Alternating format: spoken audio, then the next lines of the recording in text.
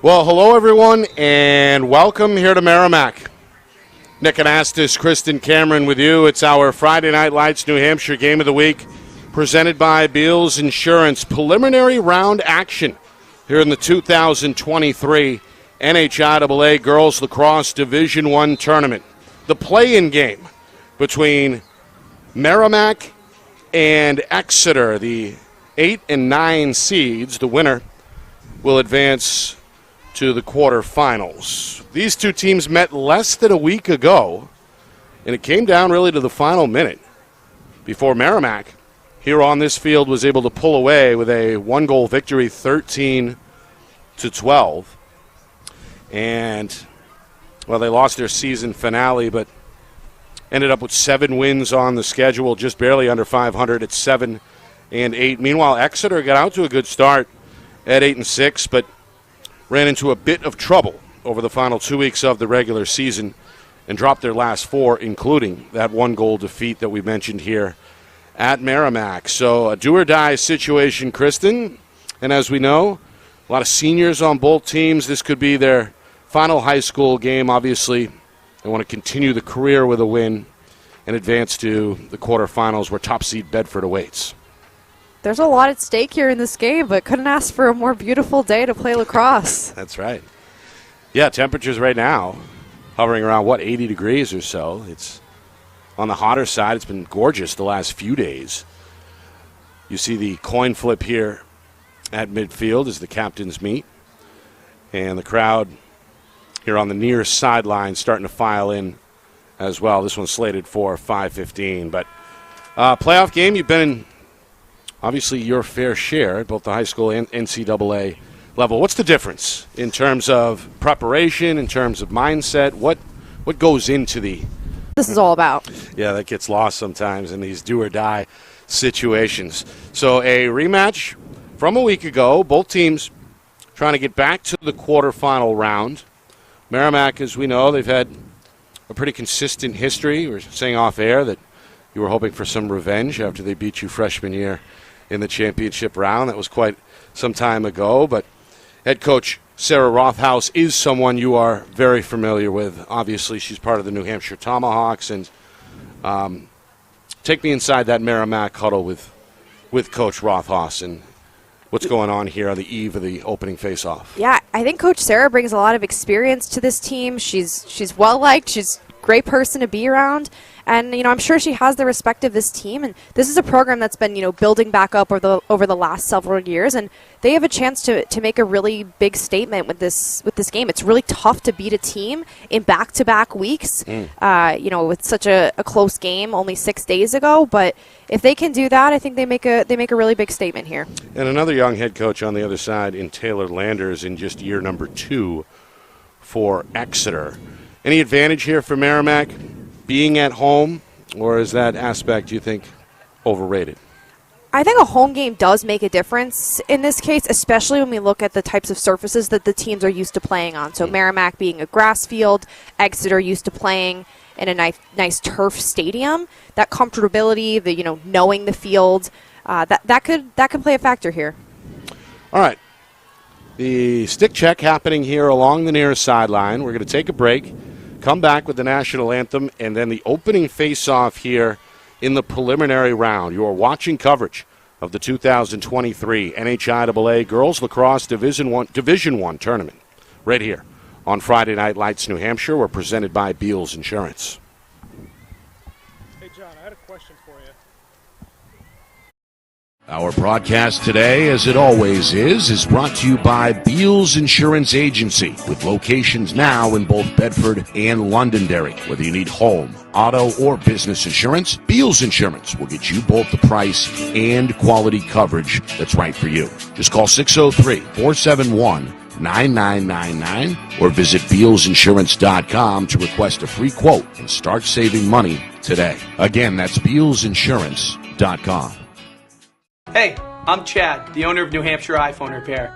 We're New Hampshire's most trusted and affordable repair shop for your iPhone, iPad, iPod, and even Android needs. Don't worry, we're affordable, reliable, and we back our parts with a lifetime warranty. And you know what the best part is? No, what? We can repair your phone while you wait. I know, that's why I'm here. Oh, I know, Mrs. Green. Here's your iPad, good as new. Bring your phone into New Hampshire iPhone Repair today. The New Hampshire Tomahawks promote the highest level of club lacrosse competition, not just in the state, but in the country. Looking to get recruited? Director Chris Cameron keeps an open dialogue with the nation's top college lacrosse coaches. Over 400 New Hampshire Tomahawks alumni have played at the college level, including the ACC, Big East, Big Ten, Ivy, NESCAC, NE10, and more. New Hampshire Tomahawks coaching staff has over 100 coaches, including current high school, varsity, and college coaches. The Tomahawks offer training for players of all ages, clinics, camps, and leagues, along with spring, summer, and fall elite teams. So play with the best. The New Hampshire Tomahawks, showcase and development for college lacrosse. Visit NewHampshireTomahawks.com and girls.nhtomahawks.com. How can you reach your team's fundraising goals at no risk and no cost? MG Sports offers a variety of products to make your team's fundraiser a success. Their products include tickets and discount cards to hundreds of local businesses. MG Sports now has a digital platform where athletes can raise funds in the comfort and safety of their own home. So become another lacrosse program like Bedford, Goffstown, or Memorial that sets fundraising records every season. MG Sports, fundraising made easy. Visit mgsportsfundraising.com to start raising money for your team today. Are you thinking of selling your home? Well, now may be the time, given that spring is here, the market is hot, and interest rates remain at all-time lows. It's time to call Roger Howe, a licensed professional realtor with the Bean Group. Not sure what your home is worth? Roger will provide a market analysis for you at no charge. With 12 years experience in residential, commercial, leasing, and investment properties, Roger knows your local market. So contact Roger Howe of the Bean Group today. Buy local and save big. For over 26 years, Spectrum Monthly has been providing great local offers from businesses in New Hampshire and Massachusetts, delivered to your mailbox every month. Spectrum is chock full of savings from your favorite businesses. From local restaurants and retail stores to entertainment, fitness, and home improvement services. You'll have easy access to thousands of dollars in savings, including exclusive offers for Spectrum readers. Every month, enter our readership contest for a chance at winning cash and local gift certificates. Spectrum Monthly, no one brings you better offers.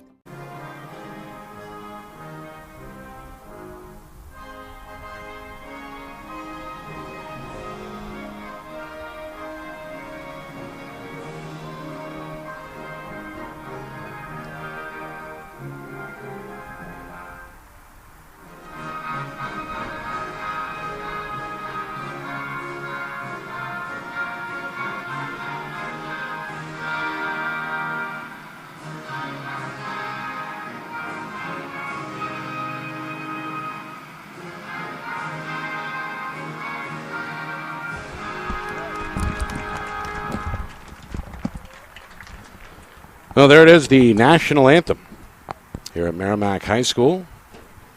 Got to say, some of the better speakers statewide. The warm-up music you could hear over there in the parking lot on the walk over. Very energetic crowd, sun out, as you said, Kristen. Couldn't ask for better weather here for round number one in this 2023 NHIAA Girls Lacrosse Division I tournament. The winner will move on to face Bedford. Top-seeded Bulldogs in the quarterfinal round. Again, this one a rematch from a one-goal game a week ago. Two officials, grass turf. Merrimack, the higher seed at 7 and 8 on the season. They'll be in their home whites, while Exeter, technically the 9 seed, will be in their road navy blues. Coach Landers on the visitor sideline. Coach Rothaus roaming the home sidelines here as we get set for the. Kristen, give me some keys. I know it's your first time seeing these two teams this afternoon, but what needs to go right for both these squads?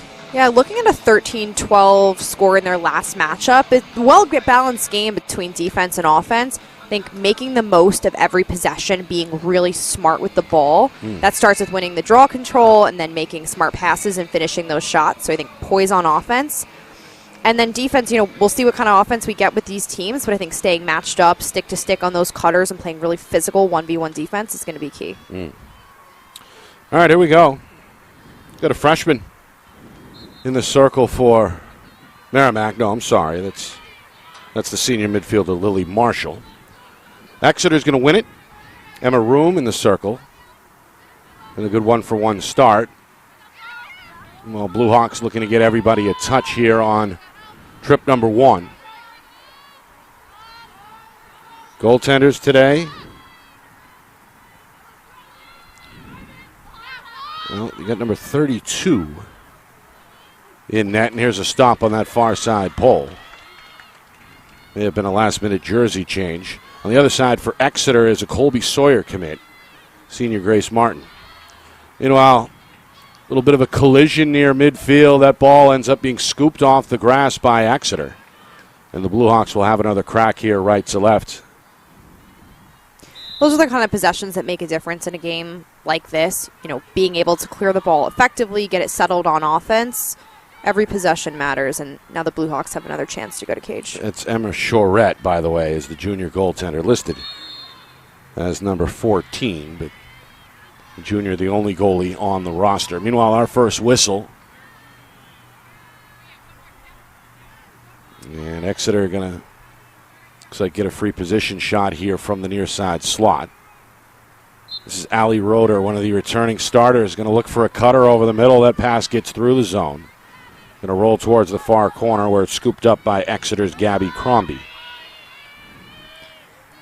Exeter has moved the ball so well on the second possession. That's a kind of pass to a cutter who wasn't obviously open that I'd probably hold in a game like this and wait for that smarter play. There's no shot clock here, so there's no incentive to force the ball. Meanwhile, Roeder spinning against two defenders, and this one going to be given over to Merrimack. Yeah, called for a charge. When defenders have that good body position, stick straight up, you cannot run through their bodies or their sticks. That's going to be an offensive foul. Pretty good defense. It's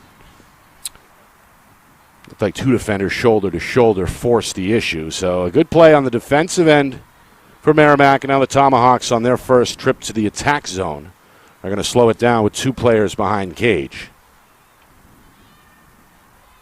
As you mentioned, no shot clock, Kristen, as we know, statewide, which gives really both teams, especially I think early in the game, a chance to get into the rhythm a bit more, right? Is that beneficial, you think, at the high school level, at least in that regard?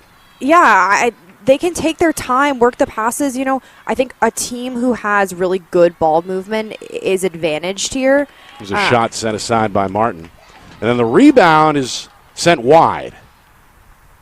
Merrimack going to keep it at this end. Good play on the ground ball there for the Tomahawks by Gabrielle Alicia. One of seven seniors for Merrimack. You can see that the Tomahawks' game plan is, really based around number 19, Lily Marshall, and Exeter had her face guarded, so she had to work really hard to get the ball in that possession. Wasn't able to convert, but that's going to be a key matchup in this game. One to watch for sure. Marshall, who took the opening draw as well. Meanwhile, Exeter taking their time on the clear and now look to push the advantage. Putting her head down is Haley O'Kane, but runs out of real estate. Second save in net for Charette. And Merrimack showing you how it's done on the clear as they go left to right. Alicia to the cage is cut off. And now Lexi Bell trying to find a little space behind the net.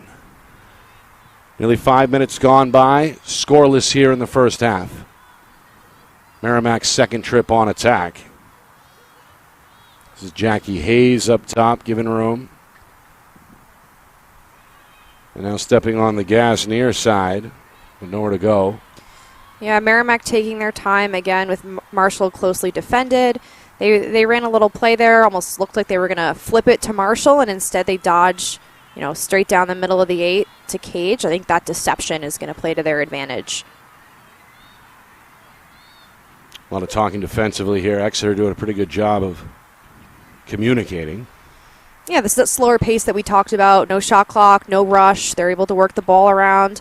Like to see them pick up the pace probably a little bit. Exeter is not having to work too hard on defense right now. This is Bell. Tries her luck from the far side, trying to lower that left shoulder. Nowhere to go in the middle. Back up top. This is Peyton Trapani. It is a shot and a score. That one going to roll past Martin into the goal. And Merrimack is going to strike first. The patience pays off as the home team is finally going to get on the board here with just over 5 minutes gone by. It's 1-0 Merrimack. Not surprised to see there that Marshall gets that first goal. Smart cut, handles it well, is able to turn the corner, sneaks one low. So Lily Marshall going to be right back here in the circle.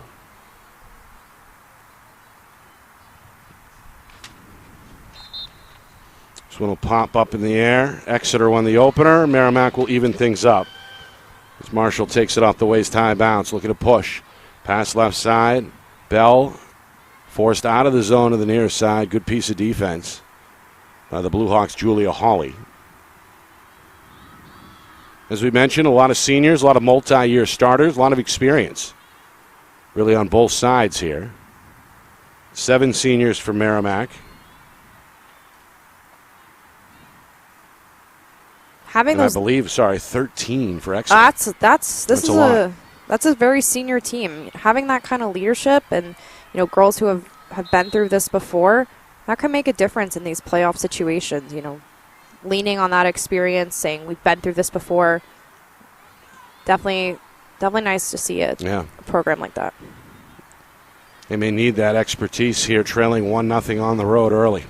Martin, meanwhile, going to slow walk this one out of the cage. Eyes downfield, but nobody open. At least for the moment. The senior going to look to her left. Fires a straight line pass. It's caught on the move. Good play here by Phoebe Christensen. One of the freshmen. Up ahead, wide open, and there's the finish. A good job on the clear as Exeter's Haley O'Kane is going to tie this game at 1. A patient clear as they took some time in their own end and then finally had a numbers advantage that they take advantage of. And Exeter has tied this thing again at a goal apiece. That was beautiful transition offense. 2 passes to a goal. I mean, a lot of heads-up plays. We had O'Kane leading with her stick saying, I'm wide open. Give me this ball and I'll finish it.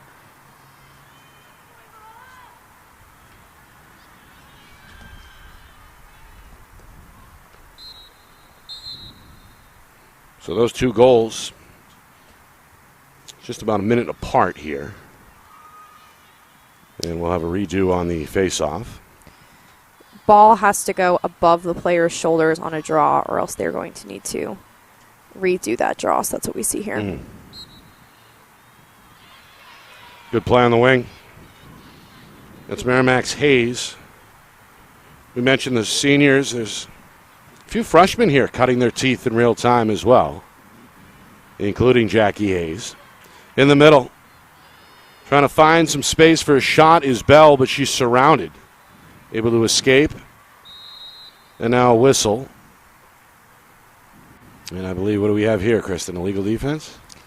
Yeah, trying to assess what it was. I'm assuming it was, some kind of check toward the body. No 3-second violation back there where they were, so just a restart. There's a pass knocked down.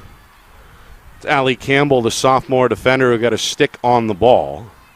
But it's recovered by Merrimack as the Tomahawks look to retake the lead. Coach Rothhaus on the sideline here, trying to direct some traffic.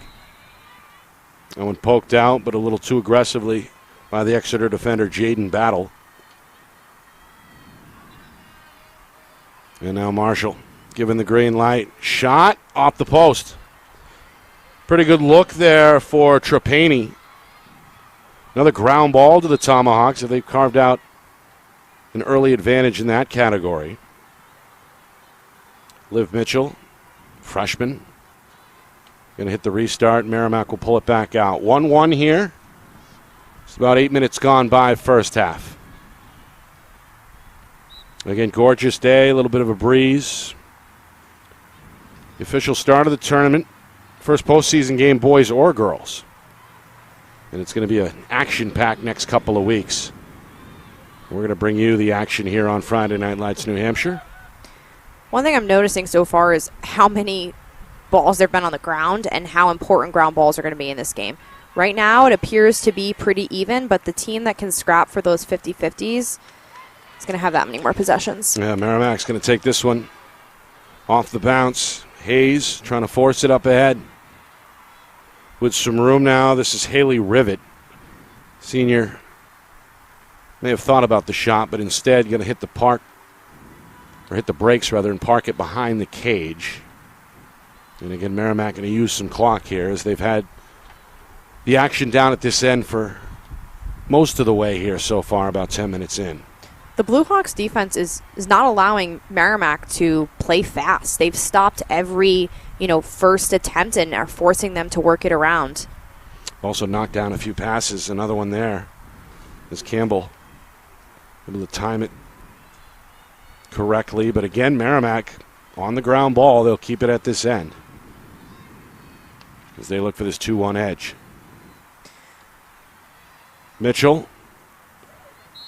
Marshall, I'm sorry. And another whistle here away from the ball.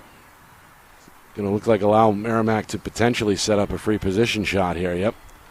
Should be the first of the game. Down the middle, shot, and Martin gets a piece. The deflection goes up in the air behind the net before it's scooped up again by Merrimack's Rivet. Martin with her second save. Meanwhile, Marshall takes a pass up top, trying to shake off the defender to her right. Fires that one wildly out of the stick. It'll sail out of play. But again, stay at this end with Merrimack. That's what you have to do as a defender when you have a skilled player like that, who is pretty wide open. Just get your stick in there and try to force that shot off course, which Blue Hawks defenders did successfully. Kind of a fine line, though, right? You got to walk.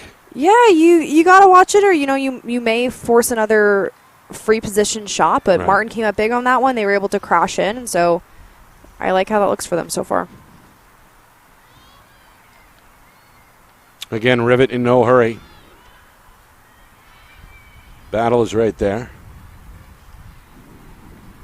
Pass out in front. Catch, fire, and finish. Well, good timing on that play. Rivet able to reel that one in right on the doorstep. Turns and scores, and Merrimack is back out in front here about midway through this first half, 2-1. One thing we just saw here is that Exeter is subbing in a fresh midfield line, it looks like. These players haven't been playing in this much heat up until this point in the season, so teams with depth and that are able to sub definitely have an advantage.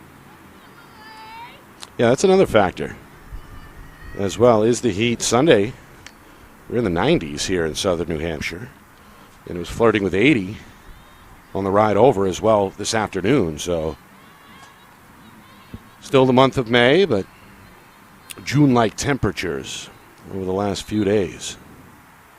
This one in the air, another win for Marshall. Able to take that one herself. Step for step with her is the junior midi Isabel Steiner. Pass over the middle, shot, Martin's there. Good pole-to-pole save by the senior, able to make the play to her right. Now again is going to take her time and walk this one out of the crease. Exeter was able to score their lone goal after taking their time on a previous clear.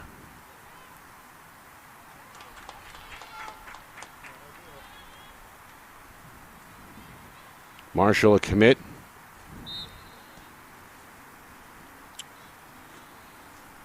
To Lynn University. Lynn down. Now here we go, another free position shot. This time it's Peyton Trapani. Lynn's a hot school right now. I don't know if you're noticing that, but the New Hampshire lacrosse is heading to Florida. Lynn, Flagler. Right, good point. Really building momentum down south. Good point. Yeah, Lynn, it seems like both their men's and women's programs have made strides over the last several seasons, so they're going to be getting a good player here, no doubt. In Marshall, who has already made her impact, scored the game's first goal, a little over 5 minutes in to give Merrimack an initial 1-0 lead. That didn't last long. Exeter was able to tie it a little over a minute later with Haley O'Kane. And moments ago, Haley Rivet put the home team back out in front, 2-1 Tomahawks. Here's an interception. It's again the freshman Jackie Hayes, who's shown a pretty good instinct here defensively with a couple of interceptions. Meanwhile, Rivet hears the whistle, and Exeter just committed another violation. So a free position shot on the way for Merrimack, their second of this first half. So we're now past the midway point with just over 12 minutes to go until halftime. That's a long shot. Change plays, goes low. Not sure if Martin got a piece of that or not. It looks like she did. Those are the kind of shots she wants to see, right? If she has that, those full 8 meters to read the shot, she saw that one all the way through. Martin has been busy so far in this first half.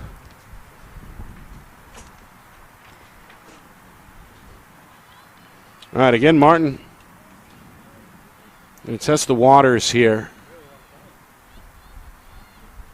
She can be patient in this clear. Again, there's no shot clock on offense, and there's no time to clear it other than the 10 seconds that the goalie has in that goal circle in the crease. Then she has to exit, and now she's in no rush. She can hold it and wait for that clean opportunity, which she does.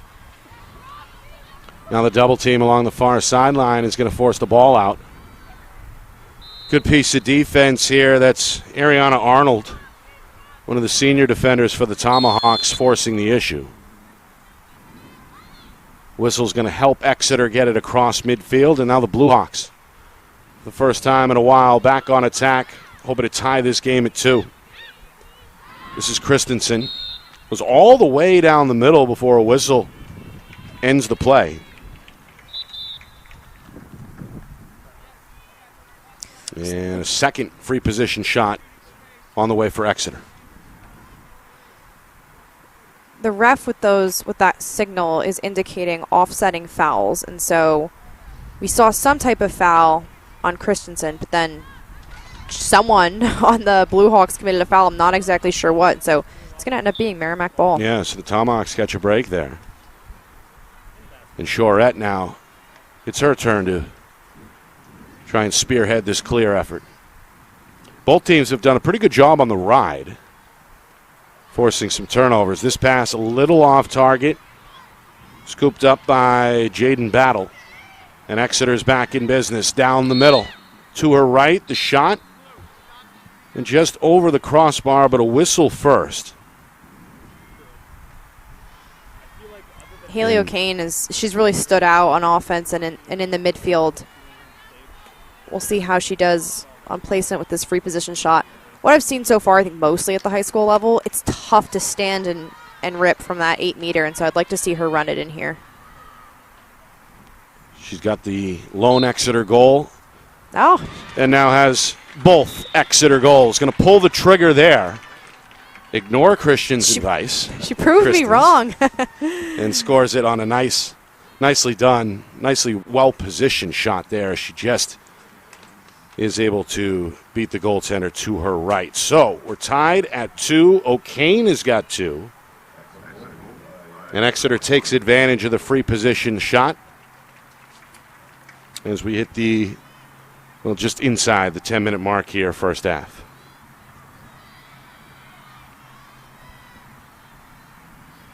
So O'Kane, who has been one of the team's leading scorers really all season,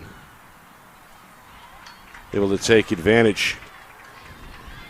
And now running step for step with her teammate. Pass taken over the middle, and there's a shot in the score. That's Allie Roeder, able to carve out some positioning to give Exeter their first lead, 3-2. That was a great feed inside by Carly Sherp. She, again, heads up play, even though she's running as fast as she is. And a great finish, is able to catch on the run, protect her stick, and a great goal by Allie Roeder. So the two Exeter goals come just 10 seconds apart, and just like that, the visiting Blue Hawks are out in front 3-2. Our broadcast is brought to you by Beals Insurance, locations in both Bedford and Londonderry. Whether you need home, auto, or business insurance, Beals Insurance will get you the price and quality coverage that's right for you. Visit BealsInsurance.com. Also by MG Sports Fundraising. That's fundraising made easy. MG Sports Fundraising is the official fundraising partner of Friday Night Lights New Hampshire. Excuse me. Visit mgsportsfundraising.com. Start raising money for your team today. By New Hampshire iPhone Repair. It's done while you wait, and it's backed by their lifetime warranty. Now with 6 locations in southern New Hampshire and on the seacoast, visit NHIPhoneRepair.com. By the New Hampshire Tomahawks, showcase and development for college lacrosse.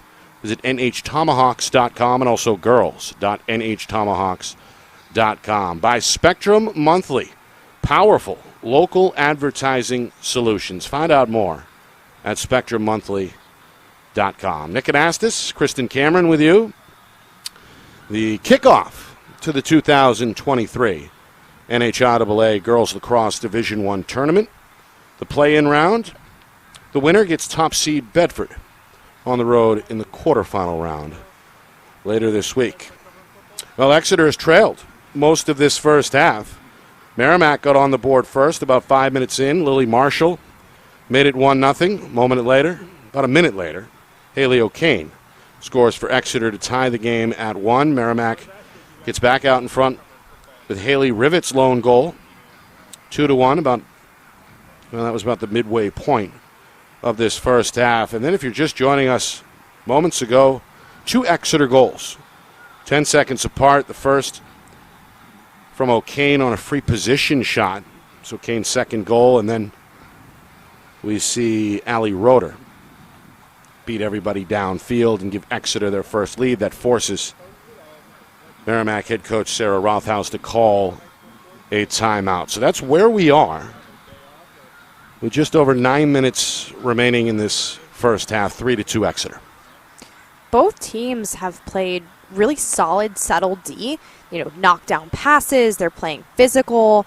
What just made a difference and allowed Exeter to take the lead was winning that draw control and pushing the transition offense. I think the teams that are going to, get more of those opportunities, win the draws, push it a little bit, and catch the other defense off guard.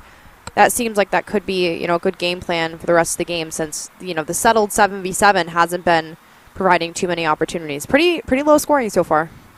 Merrimack has probably had the time of possession advantage and perhaps the ground ball advantage here early on as well, whereas Exeter has scored a couple of those goals in transition. To your point, it's looked to push the tempo. So what adjustments do we see here at this point, or do the coaches wait maybe until halftime to draw something up? Yeah, I think you just have to expect it now. When they get the ball, they know it works. And so I think as the, Tomahawks defenders, it's mark up and treat everyone as a threat. You might be expecting them to settle it, work the ball around, but they're clearly a threat. They're going to look to go to cage, and so I think just expecting it. Don't let that defender out of your sight. Backdoor cut, burn them once. And so I think they'll be prepared going forward. All right. Merrimack has also had an early advantage at the face-off circle, winning all but one. It'll be Marshall against O'Kane. And I believe this is the first draw O'Kane has taken, although I may be mistaken.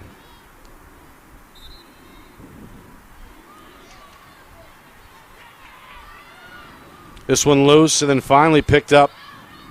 Again, it's the freshman Jackie Hayes, a pretty good spin move as well. Lexi Bell will take over, and here comes Merrimack again. Look at a tie. The attack trailing for the first time here in the first half. Jackie Hayes has stood out with her athleticism, her ability to handle the ball.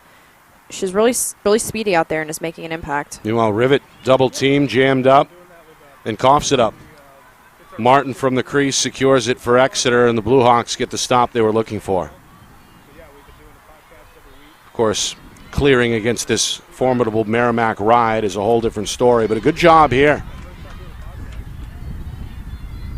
That's Allie Campbell, one of the underclassmen who has played well all season, the sophomore, with a good effort on the clear. Now the pass, backdoor, and finish. Pretty to watch. Bella Caracciolo. A catch and fire near the net, and Exeter has scored 3 straight. They lead 4-2. Exeter's finding their groove on offense. Their ability to play faster, to hit those cutters, is proving really, really effective. You can see Bella there just didn't even have a defender that was giving her respect as a threat. And another backdoor cut, to your point, as we've seen that from Exeter routinely now in this first half. And, you know, for a goalie to have to face multiple of those shots back to back, that can be really tough, you know, when you don't have a defense supporting you. And so I think the Tomahawks defense needs to get together, figure out how to stop ball, stay stick to stick on those cutters, and not leave their goalie hanging. Just over 9 minutes remaining first half. Largest lead either way. And Exeter has pieced together the first 3-goal run of the afternoon. Meanwhile, a stick check here. It's going to send Marshall back to the Merrimack sideline. Coach Rothaus having a word with the official. Looks like a jersey change occurring on the Merrimack bench. So you can't play with blood on your jersey. So I'm assuming could have had a knuckle. Knuckle cuts are pretty common. Tough player out there. She's right back ready to go. And it looks like we'll be wearing number 11 instead of number 19.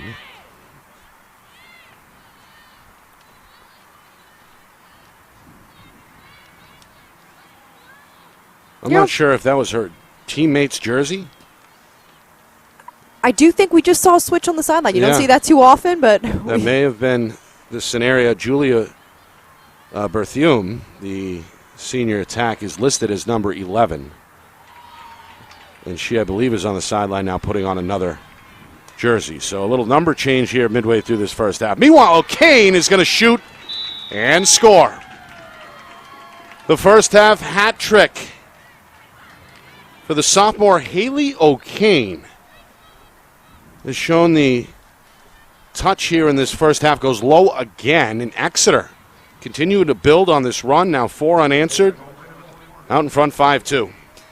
Even with the physical defense from Lexi Bell, O'Kane was able to get her hands away from her body, follow through for a good low shot. Definitely had some power behind that one. And you can see the way that the draws play such a big role in the momentum of the game. Exeter starts to win the draws. They're able to play faster. And, now as you start to take this kind of lead, you can play a little looser, a little more comfortable. Violation here against Exeter Merrimack. It's their turn to now play with some tempo here, trying to end a 4-goal run from Exeter. Merrimack held a 2-1 lead not too long ago. As all in all, Kristen, this run has taken place 4 goals in the last 3 minutes.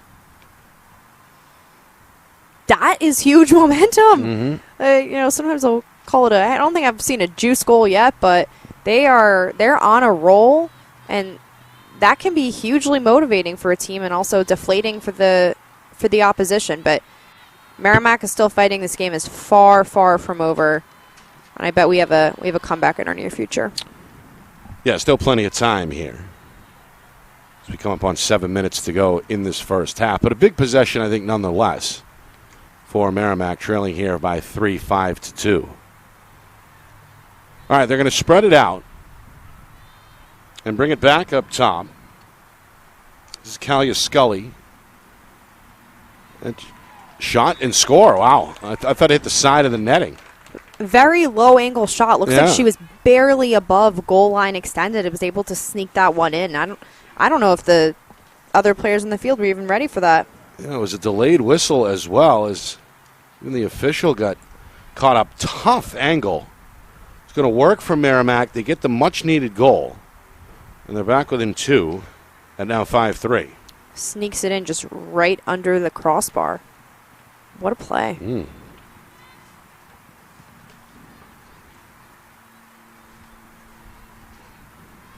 So it took a while for these two attacks to get loose, but both offenses clicking now, as we've seen a combined 5 goals over the last 4 minutes. And what we just saw is Exeter's second midfield line just won that draw for them. And again, they're resting those starting midfielders. We see O'Kane, Sherp on the sideline. Right. That makes a big difference. Right. They're able to rest and battle over there, getting a rest. Yep. So Exeter showing their depth. Meanwhile, another free position shot. It's the third of this first half, and this one goes off the pole. Allie Roeder looking for her second goal, not going to get it. And now Merrimack going to clear it out as Shorette going to take her time in net after coming up with the loose ball. that was a huge save for Charette. What could have easily been a goal, back to a 3-goal lead, and instead she sends the ball the other way. Meanwhile, a good clear up the middle. It's Summer Dalbeck-Joyle, sophomore defender from Merrimack, able to take on 3 different Blue Hawks. Now again, the freshman Hayes steps on the gas, goes behind the cage, looking for a cutter, finds one out in front, in a crowd, trying to find space, and eventually settling here on the near wing is Lexi Bell.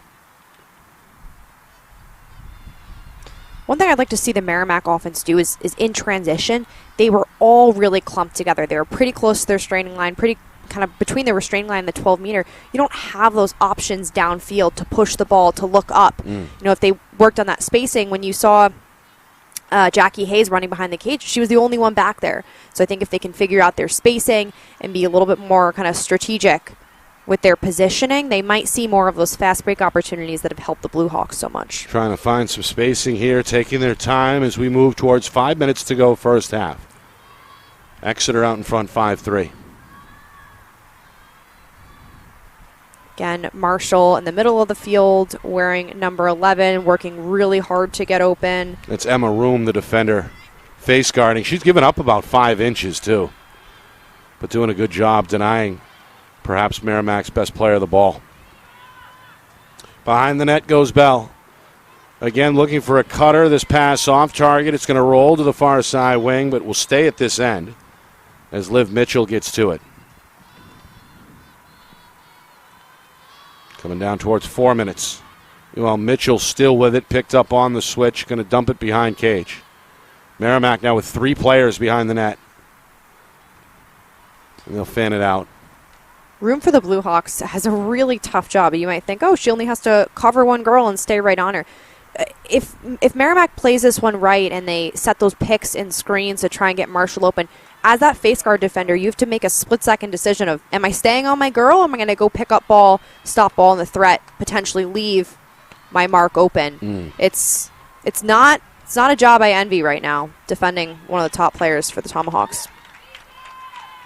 Usually that assignment is reserved for your best defender, right? Yeah, it can be. Or, there's different strategy. Other times, you might see take that player out of the game, next best player up. You still need to have a really solid defender there. And so right. I think, honestly, someone who's really fast, really, really quick and responsive is also maybe not your best 1v1 defender, but just your most athletic one can also be a great choice for that face guard defender. Well, Rome has done a pretty good job. Marshall scored the game's initial goal 5 minutes in, but has been contained since. Meanwhile, this one is will be waved off. Whistle first. And a free position shot, I believe, on the way here for Merrimack. Exeter scored one earlier. And now Lexi Bell try and cut this Blue Hawk lead in half. Bring Merrimack back within 1 if she can light the lamp here. Just inside of 3 minutes to go first half. To the cage, score it. Able to beat Martin upstairs. And that'll be the first goal for Bell. Merrimack has strung together 2 in a row and are back within 1 at 5-4. Merrimack tried something different there before that foul happened and Bell had the free position, but they were actually trying to use the restraining line to get Marshall open. And so Marshall was on the defensive end while that goal was scored. Definitely a smart move, trying to, use that restraining line as a kind of a barrier to trip up the defenders and making sure everyone stays on sides. Yeah. Good field awareness as well, right? And I'm sure it's not the first time Marshall's been face guarded this season, and so those are the types of things you prepare for.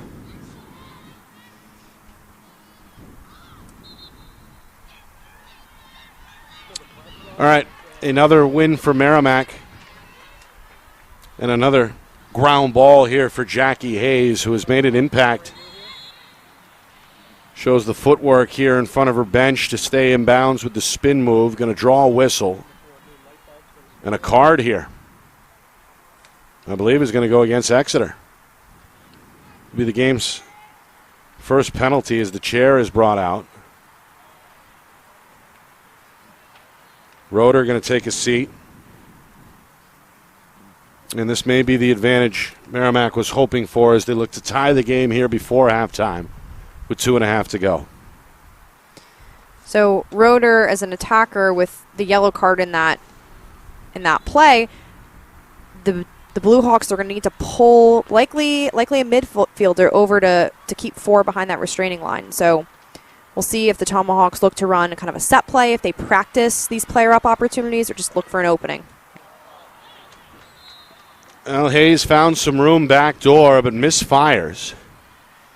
Took a pretty good pass from Trapani out front, but that shot ends up wide, and Exeter is going to take over here. Dangerous pass. Ends up loose out in front of the net. Finally, Martin able to secure. A quick outlet is handled on the far side, and now a foot race at midfield. Exeter going to get the clear they were hoping for as we move inside of 2 minutes to go until halftime. Blue Hawks led by as many as 3. A chance to rebuild the lead back up to 2 if they can cash in here. Being a player down, I think we'll look to see them play slow right now, try to run down this penalty. If Merrimack wants, they can send 2 to the ball, but you risk tiring yourselves out, especially when you have a lot of players who are playing the whole game 2 ways. Meanwhile, a little bit of a shove on the pass there sent Christensen flying. Officials will give it back to Christensen. And again, Exeter a chance. Well, we'll see how they want to play it here. As Exeter looking to just burn a little bit of clock. And we're down to 1 minute here to go in the first half. Here's O'Kane near side. Little game of keep away here, 1-on-1 with Marshall. O'Kane will whip a pass far side down to 45 seconds. A rare touch here for Alexandra Gerard, the sophomore. O'Kane to the rescue. We're even now. Roeder is back on the field, creates a little chaos. And a shot here set aside. Oh, Shorette got just enough of that one to redirect it. Tough angle shot there for Gabby Crombie. Exeter keeps it here. Roeder is going to find the back of the net. Allie Roeder with goal number 2 for Exeter. It's a timely goal as it comes with just inside of 18 seconds remaining in this first half. Exeter back up 2 at 6-4. You can see Merrimack was advantaged being a player up there, but they didn't handle the timing when the play went even. Well, they were like, who's picking her up? Kind of seemed like a lot of chaos, a little bit of yelling. And so Exeter was able to take advantage of, kind of those mix-ups and find the openings. Been a productive first half for both Roeder and O'Kane. 2 goals each for Exeter. Merrimack looking to cash in here just before halftime. That shot sails over the crossbar with just inside of 10 seconds remaining. That's the first bit of, true transition offense that we've seen for them so far. Again, they did a much better job with their spacing, looking upfield. Got a free position look here. Free position look. And another huge save. Big one. Grace Martin makes the save at eye level. And Exeter now hoping to run out the remaining seconds. They will, as we head to halftime. The Blue Hawks trailed early, but then strung together 4 goals within 3.5 minutes. Took the lead, took their largest lead at 5-2, and they'll settle for a 6-4 edge at halftime here in Merrimack.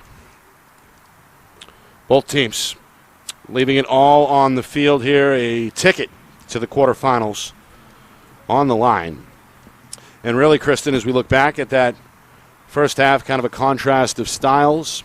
Both teams had their opportunities, about the same number of free position shots, but Exeter got hot there for a moment in that 4-0 run, really the difference right now. Lacrosse can be a game of runs, and they found their momentum. They started playing a little bit faster, and that made a difference in their ability to take the lead. And now this isn't a comfortable lead where it starts slowing down by any means, but, once you have this type of confidence of, we can score, we can do this, I do think you start to play a little bit looser, start to look for some of those more opportunities. Their cutters, they were running really well. But Merrimack's, they've had their opportunities. I think they had a really good showing of transition offense at the end of that first half, and if they can continue to build on that, keep winning draw controls, they've been doing very well, they'll find opportunities for sure in the second half. All right, we'll take a break, come back, full recap, stats, highlights, analysis, second half, coming right up as well, kind of a shorter halftime here. You are watching the 2023 NHIAA Girls Division I Lacrosse Tournament right here on Friday Night Lights New Hampshire. We're presented by Beals Insurance.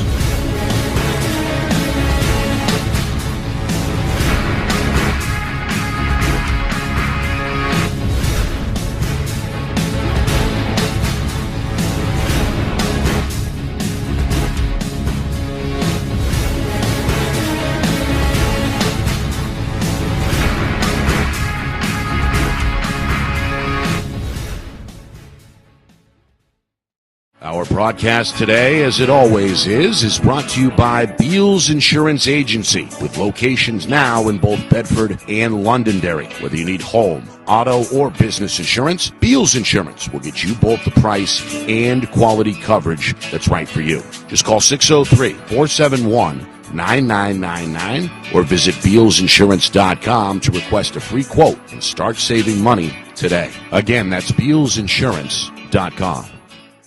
Hey, I'm Chad, the owner of New Hampshire iPhone Repair. We're New Hampshire's most trusted and affordable repair shop for your iPhone, iPad, iPod, and even Android needs. Don't worry, we're affordable, reliable, and we back our parts with a lifetime warranty. And you know what the best part is? No, what? We can repair your phone while you wait. I know, that's why I'm here. Oh, I know, Mrs. Green. Here's your iPad, good as new. Bring your phone into New Hampshire iPhone Repair today. The New Hampshire Tomahawks promote the highest level of club lacrosse competition, not just in the state, but in the country. Looking to get recruited? Director Chris Cameron keeps an open dialogue with the nation's top college lacrosse coaches. Over 400 New Hampshire Tomahawks alumni have played at the college level, including the ACC, Big East, Big Ten, Ivy, NESCAC, NE10, and more. The New Hampshire Tomahawks coaching staff has over 100 coaches, including current high school, varsity, and college coaches. The Tomahawks offer training for players of all ages, clinics, camps, and leagues, along with spring, summer, and fall elite teams. So play with the best. The New Hampshire Tomahawks, showcase and development for college lacrosse. Visit NewHampshireTomahawks.com and girls.nhtomahawks.com. How can you reach your team's fundraising goals at no risk and no cost? MG Sports offers a variety of products to make your team's fundraiser a success. Their products include tickets and discount cards to hundreds of local businesses. MG Sports now has a digital platform where athletes can raise funds in the comfort and safety of their own home. So become another lacrosse program like Bedford, Goffstown, or Memorial that sets fundraising records every season. MG Sports, fundraising made easy. Visit mgsportsfundraising.com to start raising money for your team today. Are you thinking of selling your home? Well, now may be the time, given that spring is here, the market is hot, and interest rates remain at all-time lows. It's time to call Roger Howe, a licensed professional realtor with the Bean Group. Not sure what your home is worth? Roger will provide a market analysis for you at no charge. With 12 years experience in residential, commercial, leasing, and investment properties, Roger knows your local market. So contact Roger Howe of the Bean Group today. Buy local and save big. For over 26 years, Spectrum Monthly has been providing great local offers from businesses in New Hampshire and Massachusetts, delivered to your mailbox every month. Spectrum is chock full of savings from your favorite businesses. From local restaurants and retail stores to entertainment, fitness, and home improvement services. You'll have easy access to thousands of dollars in savings, including exclusive offers for Spectrum readers. Every month, enter our readership contest for a chance at winning cash and local gift certificates. Spectrum Monthly. No one brings you better offers.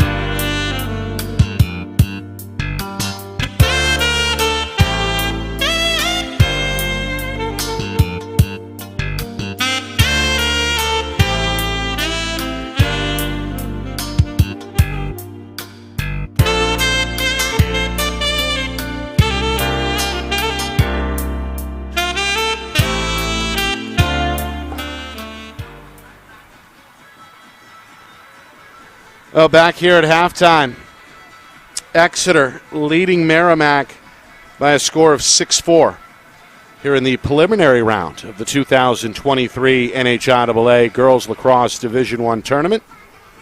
Nick Anastas, Kristen Cameron with you. Merrimack, after beating Exeter on this field less than a week ago, struck first again today. Lily Marshall, just over 5 minutes in, put the home team out in front 1-0. That lead only lasted about a minute as Exeter's Haley O'Kane came with the answer to tie this one at 1. Merrimack jumped back out in front briefly. Haley Rivet at about the 14-minute mark gave the Tomahawks a 2-1 edge. Then Exeter railed off 4 in a row. Haley O'Kane's second goal tied it at 2. That was a free position shot. Allie Roeder checks in to give Exeter their first lead. Just 10 seconds later, that led to a Merrimack timeout. But the run continued for Exeter.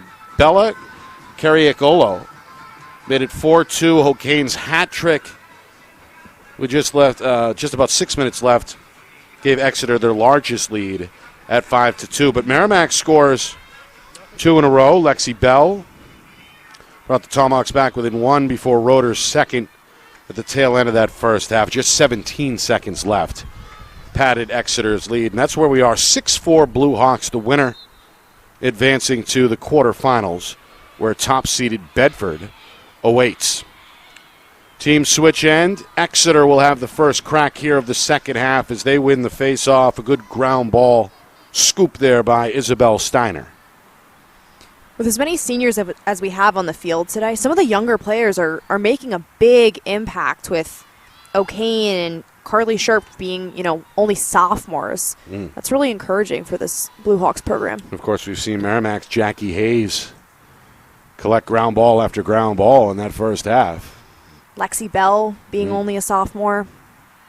So the freshmen and sophomores rising to the occasion. The old adage, of course, is that there's no such thing as freshmen at the end of the season come playoff time, but still impressive here for the youngsters. Meanwhile, this one a battle along the end line. A whistle will give this one to Merrimack. Oh, good fight there both ways. A little bit of a push. Going to be whistled against Exeter.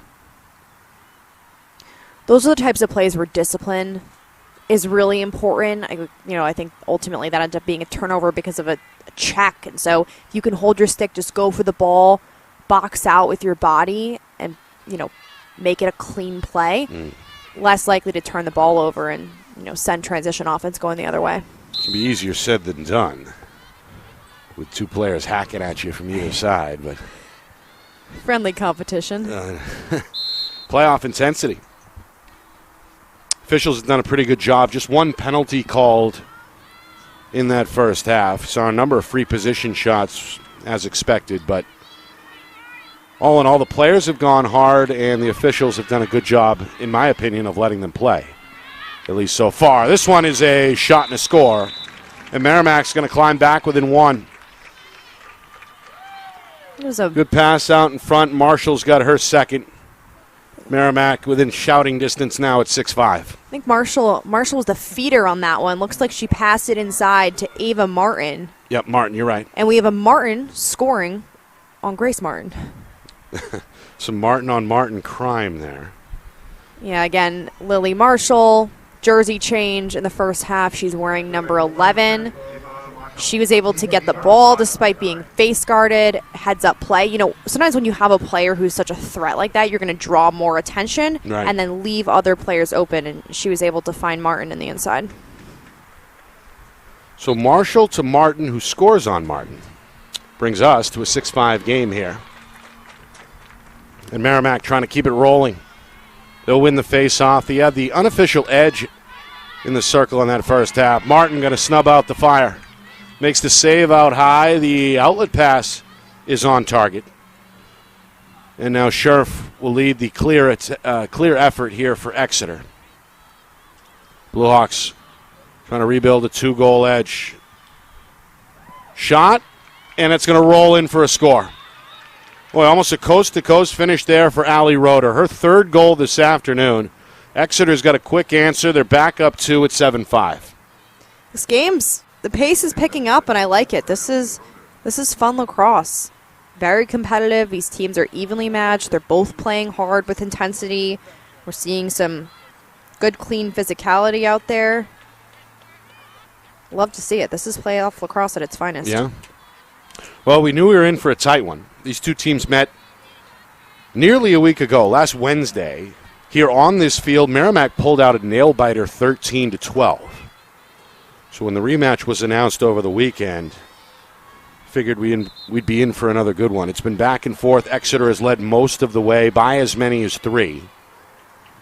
And now a chance to maybe equal that margin here as they win the face-off on the ground ball. Nearly 3 minutes gone by, second half. Exeter an 8-10 regular season. They lost each of their last 4 games that included that 1-goal difference here in Merrimack. So a win today would be their first in almost 2 weeks, and obviously would be coming at the right time as the winner gets Bedford next week, or later this week, in the quarterfinals. We haven't seen a lot of the settled 7v7 sets from the Bluehawks so far. They've been, playing pretty fast, hitting those cutters, and so this is one of our few looks at what their settled offense looks like. It's like an S-dodge there is going to draw a whistle. O'Kane led the way with 3 goals in that first half. The high score on either side, and now maybe a chance for number 4 here straight away. Another free position shot. Shorette going to shore it up down low. Snaps the 5-hole shot. Knocks down a centering pass, but that one may have rolled in. It does. Give the goal from behind the cage to Exeter's Alexander Gerard. Watching this one back, so it looks like we have a free position save. I think the rebound might be picked up by an Exeter player who feeds it in, and look at that quick finish. Oh, you're right. Great eye. Great eye. That is O'Kane. Yep, you're right. The pass did come from behind the net from Gerard, but it was not a deflection. It was a catch and finish up high, as we can see here on the replay, by O'Kane. So O'Kane finds a way to cash in there in a crowd for goal number 4. Exeter has rebuilt their 3-goal lead from the first half, and it's now 8-5. Not quite a quick stick. She didn't just kind of bat it in the cage. She had one controlled cradle, make sure she had the ball securely in her stick, and was able to find the back of the net. O'Kane has looked good. Now she's pushing the pace again. Looking for a low shot this time. Save made by Shorette. Able to wave the wand there to keep it a 3-goal margin. Merrimack gets to the ground ball, and now on the clear attempt, they come back near side. This one bobbled. Marshall trying to dig it out of the grass and stay in bounds. Here's Dahlbeck Joyle, who does cross midfield. A whistle. Merrimack's going to keep it. It's one of those calls where it can go either way. Did she step out of bounds or was she pushed out of bounds? The official, opted to call the push, and so possession stays with Merrimack. But at a higher level, and I think at college, that one's a turnover. Both rides have been pretty formidable. And both clears have held their own as well. This one, a bit of a melee as Merrimack's Martin tried to maintain control there in a crowd. A whistle eventually will give it back to Martin. And now the Tomahawks here on the restart look to get busy. They trail by 3. Just over 5 minutes now gone by in this second half. Tomahawks led early. Had leads of 1-0 and 2-1 through the first 10-plus minutes of the first half. Exeter's 4 unanswered goals gave the Blue Hawks the lead, and they have not surrendered it since. One thing that's different in this set here is we saw the previous face guard defender, Emma Room, is resting on the sideline, and then we see Haley O'Kane, who is just everywhere all over the field. She's been scoring goals, and now she is face guarding Merrimack's Lily Marshall. Doing it all. Took, as you mentioned, some of the draws for Exeter and has led the way with 4 goals. And that's a fun matchup to watch. Marshall against O'Kane. Meanwhile, this one is taken away. Good defense there by Isabel Steiner. That's exactly what you coach. Sticks up in the passing lane, because those types of knockdowns will happen more often than you think when you're in that good position. Yeah, textbook example there. And now, again, Martin out of the cage for Exeter here to help out on the clear.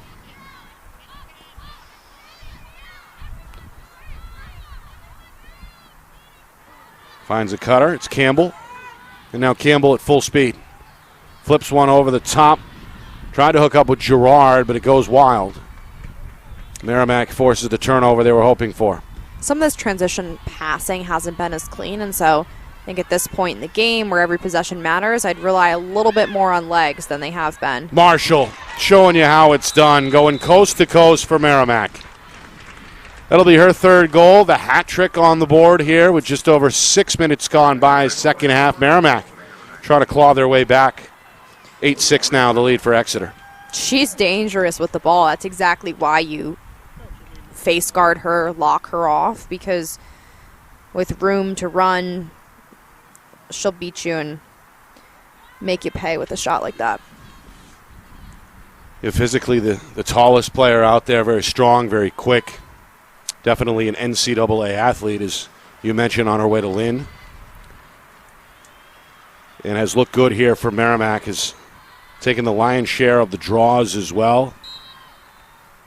Draw here, though, taken by Ava Martin for Merrimack. It's going to be won by Exeter, or did I speak too soon? The ball is loose. Still up for grabs on the grass, and then Martin able to scoop it up for the Tomahawks. Big possession here, a chance to cut the Exeter lead in half. Just over 7 minutes gone by. Martin trying to find Trapani back door. Trapani trying to shake off 2 and light the lamp. Well, a little bit of a stop and start there. And then she comes thundering down the alley for her first goal of the afternoon. Merrimack, to back-to-back goals, back within 1 at 8-7. Again, we talked about the freshman Jackie Hayes earlier. She legged that clear. She controlled the ball well and was able to pass it off to a big threat in Trapani. Yeah, you mentioned some of the youngsters contributing. Trapani, just a sophomore, and has been active here really on both ends for Merrimack most of the afternoon, going to get her first goal. All right, we got a breakdown on the field, which reminds me to tell you that our broadcast is brought to you by Beals Insurance. Locations in Bedford and Londonderry. Whether you need home, auto, or business insurance, Beals Insurance gets you the price and quality coverage that's right for you. Visit BealsInsurance.com. By MG Sports Fundraising. That's fundraising made easy. MG Sports Fundraising is the official fundraising partner of Friday Night Lights New Hampshire. Visit mgsportsfundraising.com. Start raising money for your team today. By New Hampshire iPhone Repair. It's done where you wait, and it's backed by their lifetime warranty. Now with 6 locations in southern New Hampshire and on the seacoast, visit NHIPhoneRepair.com. By the New Hampshire Tomahawks, showcase and development for college lacrosse. Visit NHTomahawks.com and also girls.NHTomahawks.com. And finally by Spectrum Monthly, powerful local advertising solutions. Find out more at SpectrumMonthly.com. Nick Anastas, Kristen Cameron with you. Preliminary round action here in the 2023 NHIAA Girls Lacrosse Division I Tournament. The winner advances to the quarterfinals where they will take on top seed Bedford. We had a back and forth first half. Merrimack took the early lead 1-0. And then again 2-1. Exeter rattled off 4 in a row, led by Haley O'Kane, who had 3 goals in that first half. It was 6-4 Exeter at the break. Bluehawks rebuilt a 3-goal edge moments ago on O'Kane's 4th goal.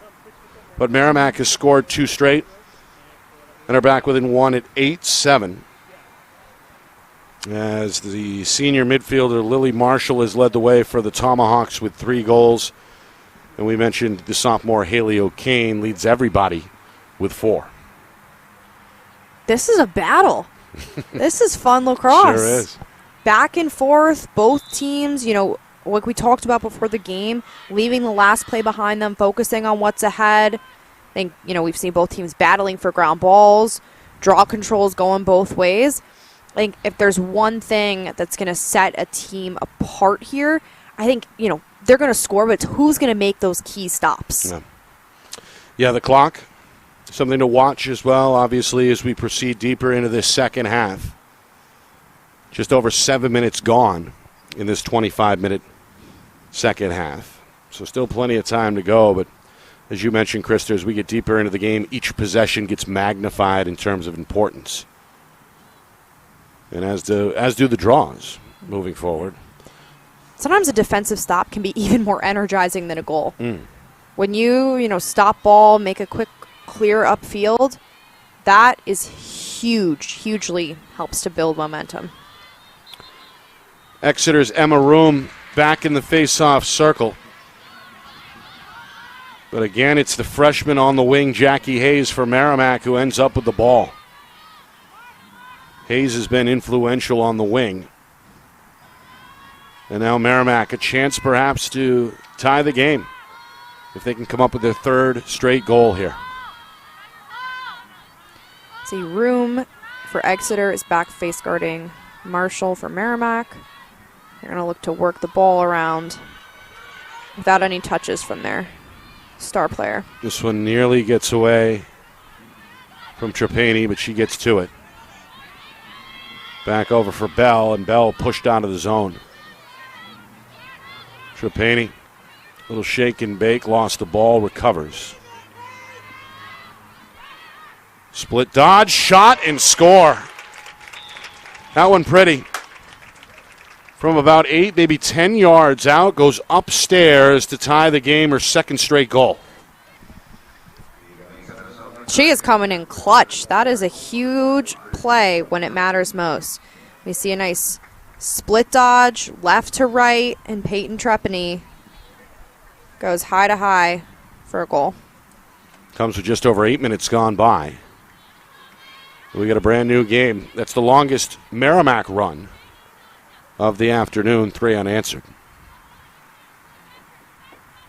And again, we saw Exeter string together 4 in a row back in that first half.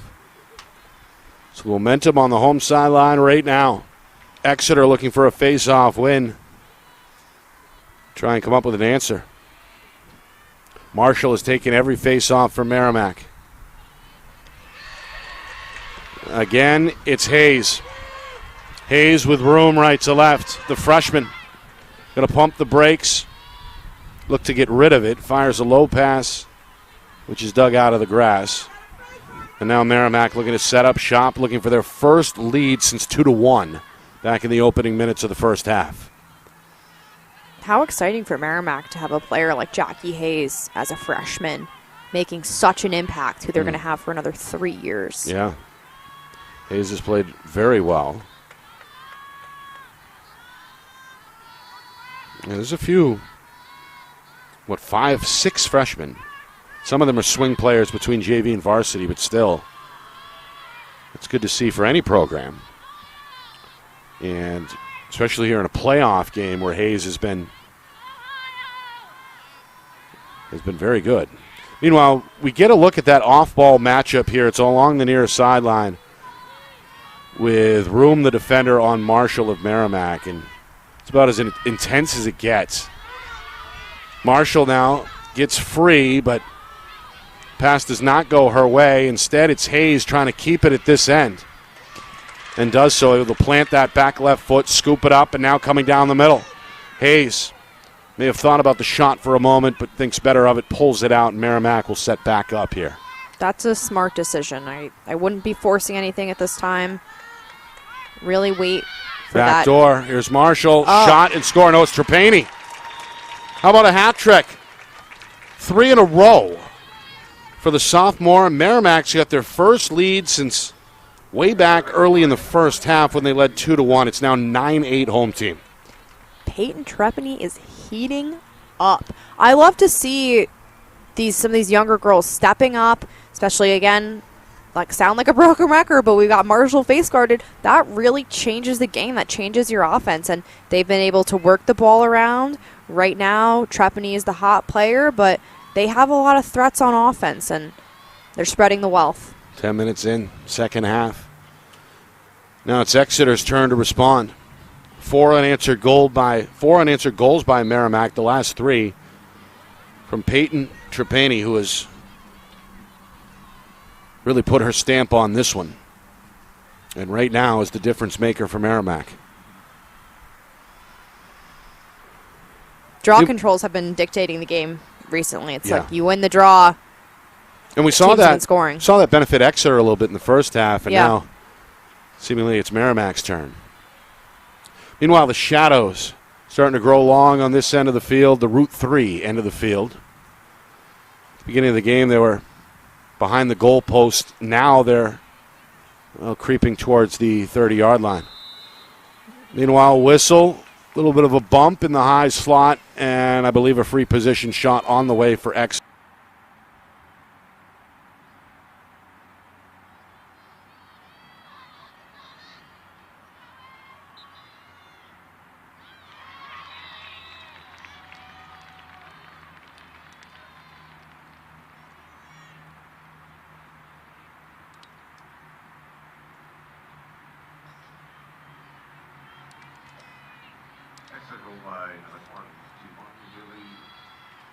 Haley Rivet ultimately gets called for the shooting space call, and O'Kane is just able to finish this one.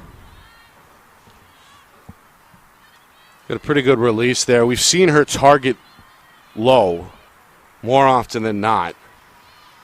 Yeah, if I'm Charette, I'm probably starting to think about, okay, I've seen her shoot. She's kind of going to stand and rip and go low, and I might start to read that.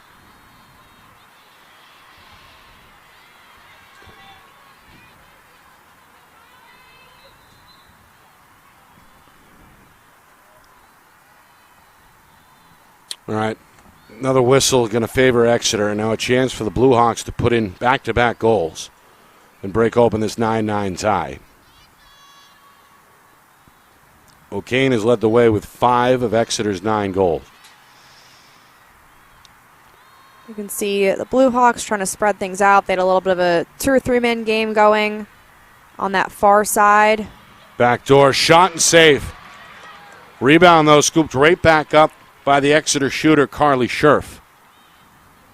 And another crack on the way here for the Blue Hawks. Exeter is definitely winning rebounds, if that was a stat in lacrosse. Yeah, but should be, right?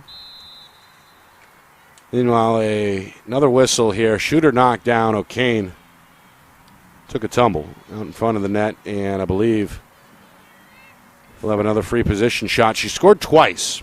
Both Exeter goals, both Exeter free position shot goals have come from O'Kane.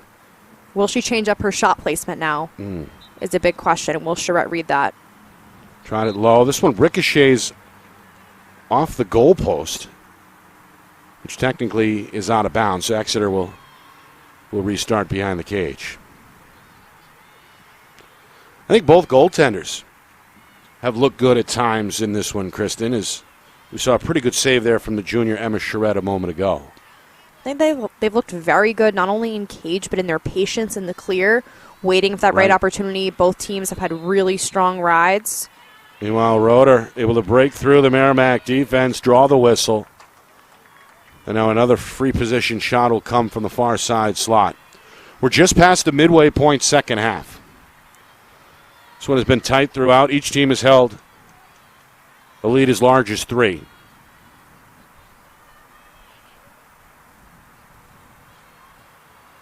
So the ref is asking everyone, feet outside the line.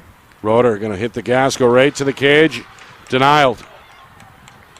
Almost had another rebound there. But that one plucked out of the air. It looked like behind the cage by Charette. Long outlet pass taken near side by Alicia. Looking upfield, trying to hook up there with Rivette, but Rivette couldn't quite reel it in. Exeter going to take it the other way, left to right. Another pass knocked down. That's Battle hoping to recover for Exeter. Pressured there by Ariana Arnold, senior defenseman from Merrimack, who's played pretty well. This one will belong to the Blue Hawks. And we're creeping now down to 11 minutes remaining here in regulation. Still tied. Another save. It's the third straight for Charette. Starting to see things very well for Merrimack. Long pass out of the cage is a little too long. It's going to land on the grass. Players trying to tiptoe and stay in bounds near side. And this one will go to the Tomahawks, much to the pleasure of Coach Rothhaus, who was right there. And now Merrimack again, a chance for the lead here as we tick down towards the 10-minute mark, second half. Yeah, they got lucky with that one. Just as I said, both goaltenders were very poised in the clear. I like to see what Charette's doing, outletting the ball faster, trying to create that transition offense. Some of the Tomahawks players haven't been able to handle it, but, they kind of got lucky there, tiptoeing around the sideline. Hopefully they can make something of this possession. Instead, it's a turnover. Girard able to apply the pressure, come up with the ground ball, brings it to midfield. Exeter's got the clear. Near side, it's Christensen. Trying to spin her way, draws a slide, still going middle, finds some room, fires and scores. Well, that's a pretty one. Phoebe Christensen, the freshman, with an end-to-end goal for Exeter. And right now, that's the difference. 10-9 in favor of the Blue Hawks. Not only a freshman, but the lone freshman on this Exeter team has been an impact player for sure.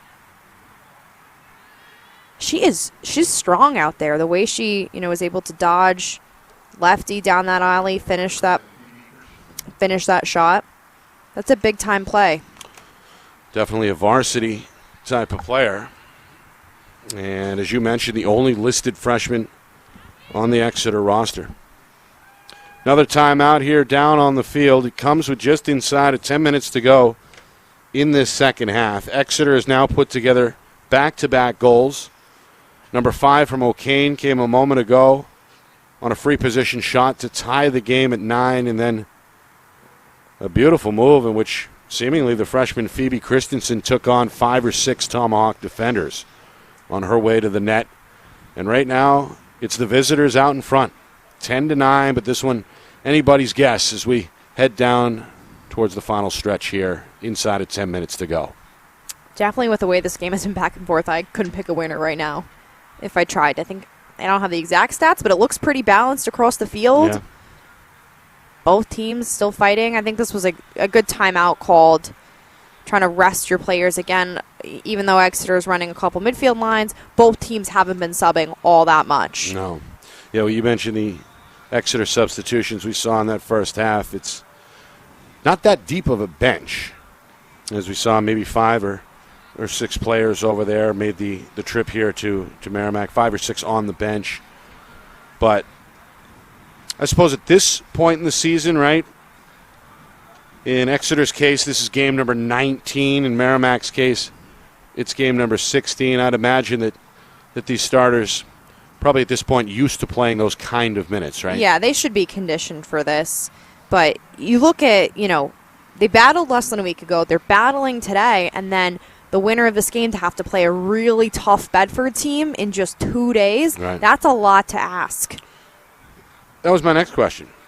Is if Bedford's watching this broadcast or scouting the game, what do you think they're taking away? Obviously, they're going to be prepared for either team, but what has jumped out at Bedford head coach Christine Hodgson, assuming she's watching? Well, if they aren't watching now, they're watching it later. I know that team. They're going to be prepared. I've seen them out scouting at earlier points during this season, so we'll assume they're practicing. They'll do their homework later. But I think the goalie play is they're definitely looking out for that. So they're saying, okay, to our team, we're going to have to move these goalies, take really good shots. I think Bedford's pretty strong in the draw circle, so I think they'd match up well against either of these teams. But I think Bedford needs to be prepared for that transition offense that has allowed each of these teams to go on runs. So I think Bedford's offense, they're pretty unstoppable. They have a handful of, just absolute stars and studs on that team. But, can their defense hold up to the test? Bedford just one loss during the regular season. That was against an out-of-state opponent on the road at Lincoln Sudbury Regional High School. All right, final 10 minutes. Buckle up. Got a one-goal game here as we get ready for the final 9:53 officially here in Merrimack. Exeter a 10-9 lead. They've been led by the sophomore Haley O'Kane's 5-goal effort. Off the face-off, the freshman may have got whacked in the head there. Jackie Hayes holding the top of her head as she hears the whistle. It was a freshman versus freshman battle, and Phoebe Christensen is going to get called for the yellow card for a check to the head. It's going to be the second penalty of the game, and it's also the second against Exeter. We saw Allie Roeder have to sit in the box back in that first half, and now it's the freshman Christensen's turn. This clear is huge for Merrimack right now. They need to get the ball. They need to get it past the restraining line and make something of this opportunity. Not many times when you can be a player up. They seem to move the ball pretty well, and if they can clear this successfully, first and foremost, and then work the ball and find that open girl, they could tie this game back up. Here's Rivet. Well, it takes care of the clear. And now the senior attack is going to slow to a jog here on the near side. Slot and pull it back out. Here's Marshall. They wanted it in her stick, and now they've got it. The senior given room here on the near side wing. Exeter short-handed, defense communicating.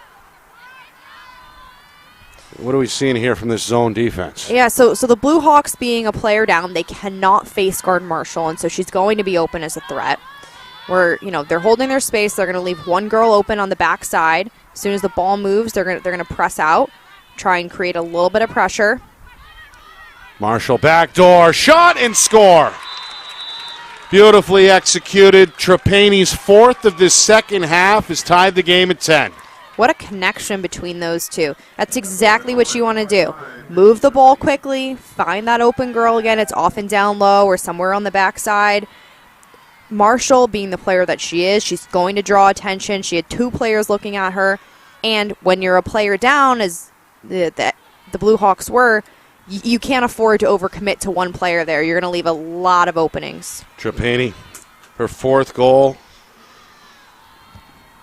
Now the leading goal scorer for Merrimack ties it at 10. It's the first EMO goal of the afternoon. That penalty does not release, so we still see Phoebe Christensen in the box. And so the Tomahawks are going to have another opportunity settled in their own offensive end with a player up. Yeah, big win there at the circle. Up top, double team, backdoor, and finish. Lexi Bell Going to light the lamp for the second time. Merrimack has scored 2 straight now on the EMO. And they've got an 11-10 lead on the board. So we had Marshall in there. I'm trying to see if that's Ava Martin with the finish. Oh, it was Ava Martin, yep. Yes, Ava Martin. Boy, She's been really solid. Much better eyes than I do. Martin. Bell was in front of her. As well.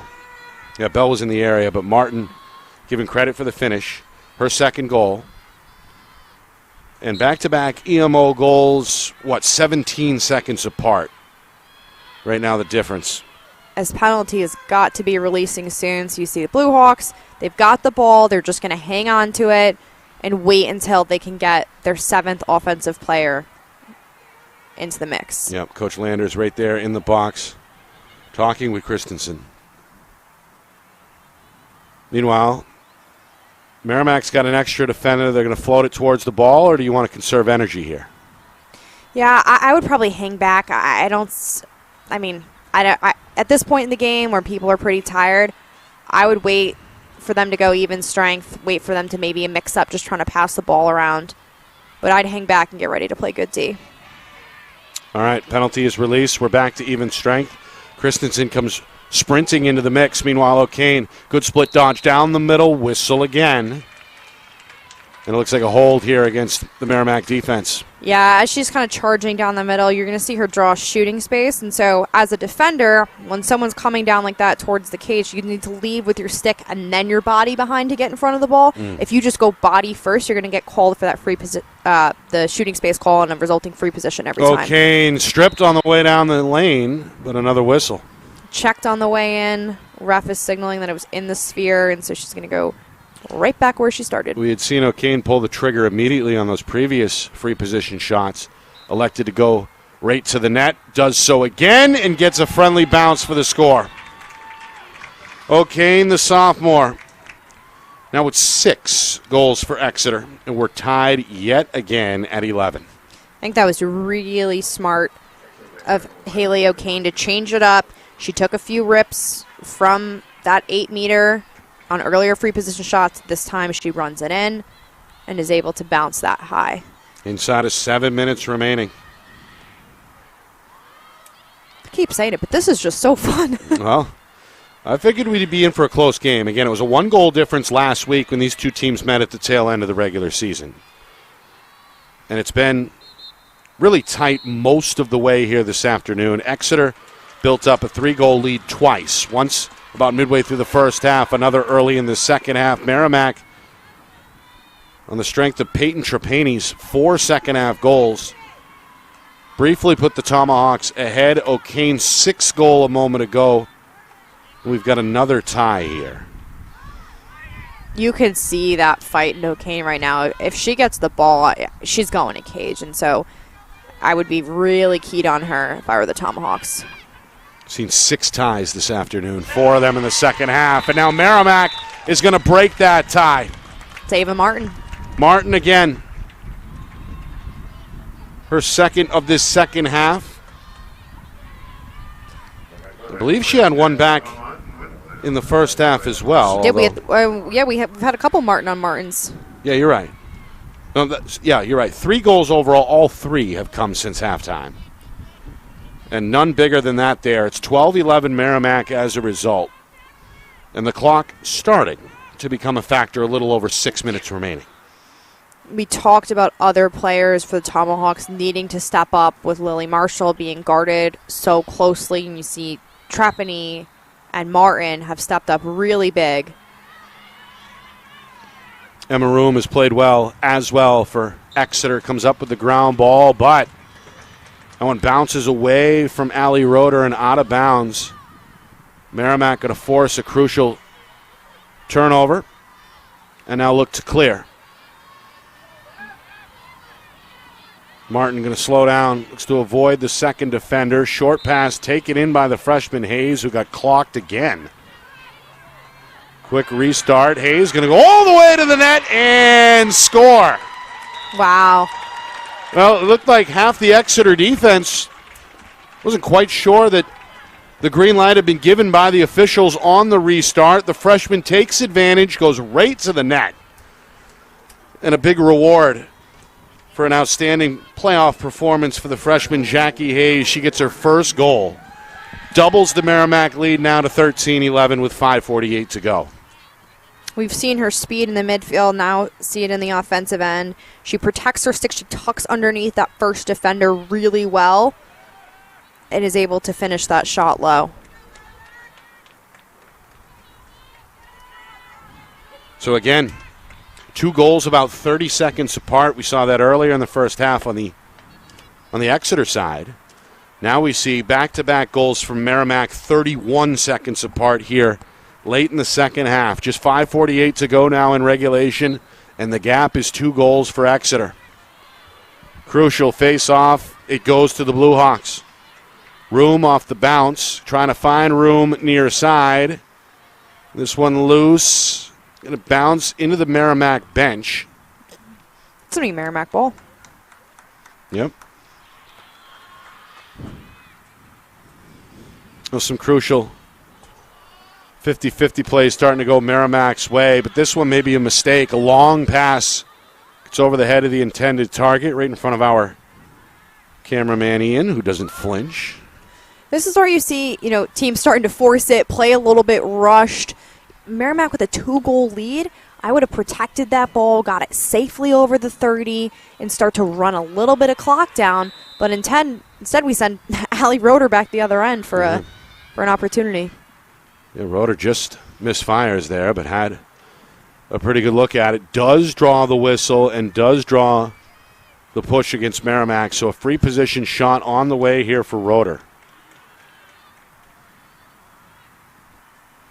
3 goals this afternoon, 2 of those before halftime for the senior Roeder, trying to extend her career one more game.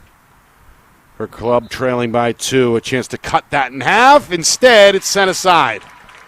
Shorette has come up big in this second half in cage for Merrimack. Another save, however, another ground ball keeps it at this end for Exeter. Clock ticking now down to 4 minutes. Spin move. This is Isabel Steiner, who again draws a whistle. And potentially another free position shot on the way here for the Blue Hawks. That will be the case. Steiner, the junior, crouched down, explodes towards the cage, and bounces one in for the 12th Exeter goal. A good placement, good timing on the release there. Exeter has made the most of their free position shot opportunities, and none bigger than that one there. They're back within 1 with now 3:45 to go. It's 13-12 Merrimack. Take a look back at where that offensive possession came from. That was the result of a failed clear. And so, Merrimack could have prevented that opportunity, but instead, some of that lack of discipline, that feeling rushed, starting to play a little bit more careless is costly here. So both teams need to be extremely sharp, very smart during this last 3-minute stretch of the game. Well, 13-12 Merrimack was our final last week. And right now it's 13-12 Merrimack with 3:45 to go. Haley O'Kane trying to change all that, taking the face-off off the bounce. She's been outstanding today. The sophomore has scored a game-high 6 goals. But it may not be enough. Exeter trying to come up with the game's 7th tie. Yeah. They have time here. I like the poise that they're showing, working it around a little bit. Here's Roeder. A little dump down, and then one more pass across the zone goes wide, or are they going to rule that a shot? Yeah, I think there was a shot pretty confidently. It'll be of the latter, and Exeter, as a result, will keep it at this end. Inside of 3 minutes now. If I were the Blue Hawks, I'd get that ball to Haley O'Kane up top, run some kind of sweep, and let her just dodge down the alley. She's got a really hard shot and has been unstoppable when she's done that today. Meanwhile, Exeter going to pull it out. Yeah, so this is where they're doing exactly what I think. Create some space for your top scorer and let her go. Yep. They want the one-on-one. O'Kane gets the step and the score. able to beat the defender Dalbeck Joyle one-on-one and then beat the goaltender with another bouncing shot for goal number 7. And just like that, with 2:21 to go, we've got another tie on our hands. This time, we're all knotted up at 13. Haley O'Kane has ice in her veins. Look at that little stutter step. Not only is she working her feet, she's faking with her stick. And she's got the exact lane to cage that she wants. Good execution there as well. Got the spacing and allowed O'Kane to go to work. And her teammates have that awareness. It may have been an unassisted goal, but they knew to give her space and let your hot player go. And another big face-off win for the Blue Hawks as they look to take the lead now. Coming up on 2 minutes remaining. Guess who they want to get it to? It's O'Kane, but she gets rid of it. Going to cycle it around behind the cage now. How aggressive are you here if you're Merrimack? Well, there's the answer. The freshman Hayes able to knock down the pass, get another ground ball, escape the fray, draw a whistle, get a quick restart in front of the home sideline, go up the field looking for the 50. A short pass is taken in, and Merrimack's got the clear. Here comes Bell. Game tied down to 95 seconds. Merrimack a chance to retake the lead. Bell going to pull it back out, being pressured, and then the pass is intercepted. Thrown away. Exeter now looking to push the advantage. Left to right. This is Roeder. Roeder going right down the middle. Roeder wants to go to the net. Shot and score! Able to split dodge and then go over the left shoulder of the goaltender, and Exeter's got the lead. Now 14-13 with, I believe, 1:18 remaining. Through 3 defenders. Look at this. She stays in control, protects her stick, and fires that high. On a mission, 4 goals for Roeder. Scored the last goal before halftime, and right now has the game winner under her belt if Exeter can hold on here for the final minute 18. I feel like every draw control has been the biggest one of the game, but this one really could be the deciding factor. It rockets towards the Merrimack cage, and then it's scooped up by Room, knocked down again, and then a whistle. Oh, that was a good play there by Merrimack's Lexi Bell to force the issue.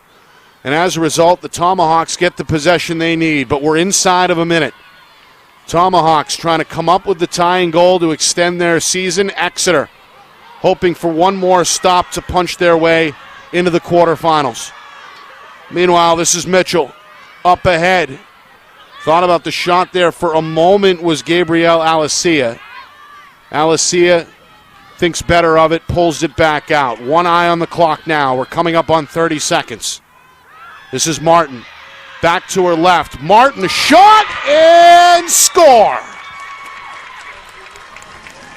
Ava Martin has been huge in this second half for Merrimack. Just when Exeter thought they were about to cross the finish line, think again. We're tied at 14 with just 28 seconds to go. I love the energy that's building right now. The crowd is loud. Everyone's into it. You hear feet rumbling on the metal bleachers.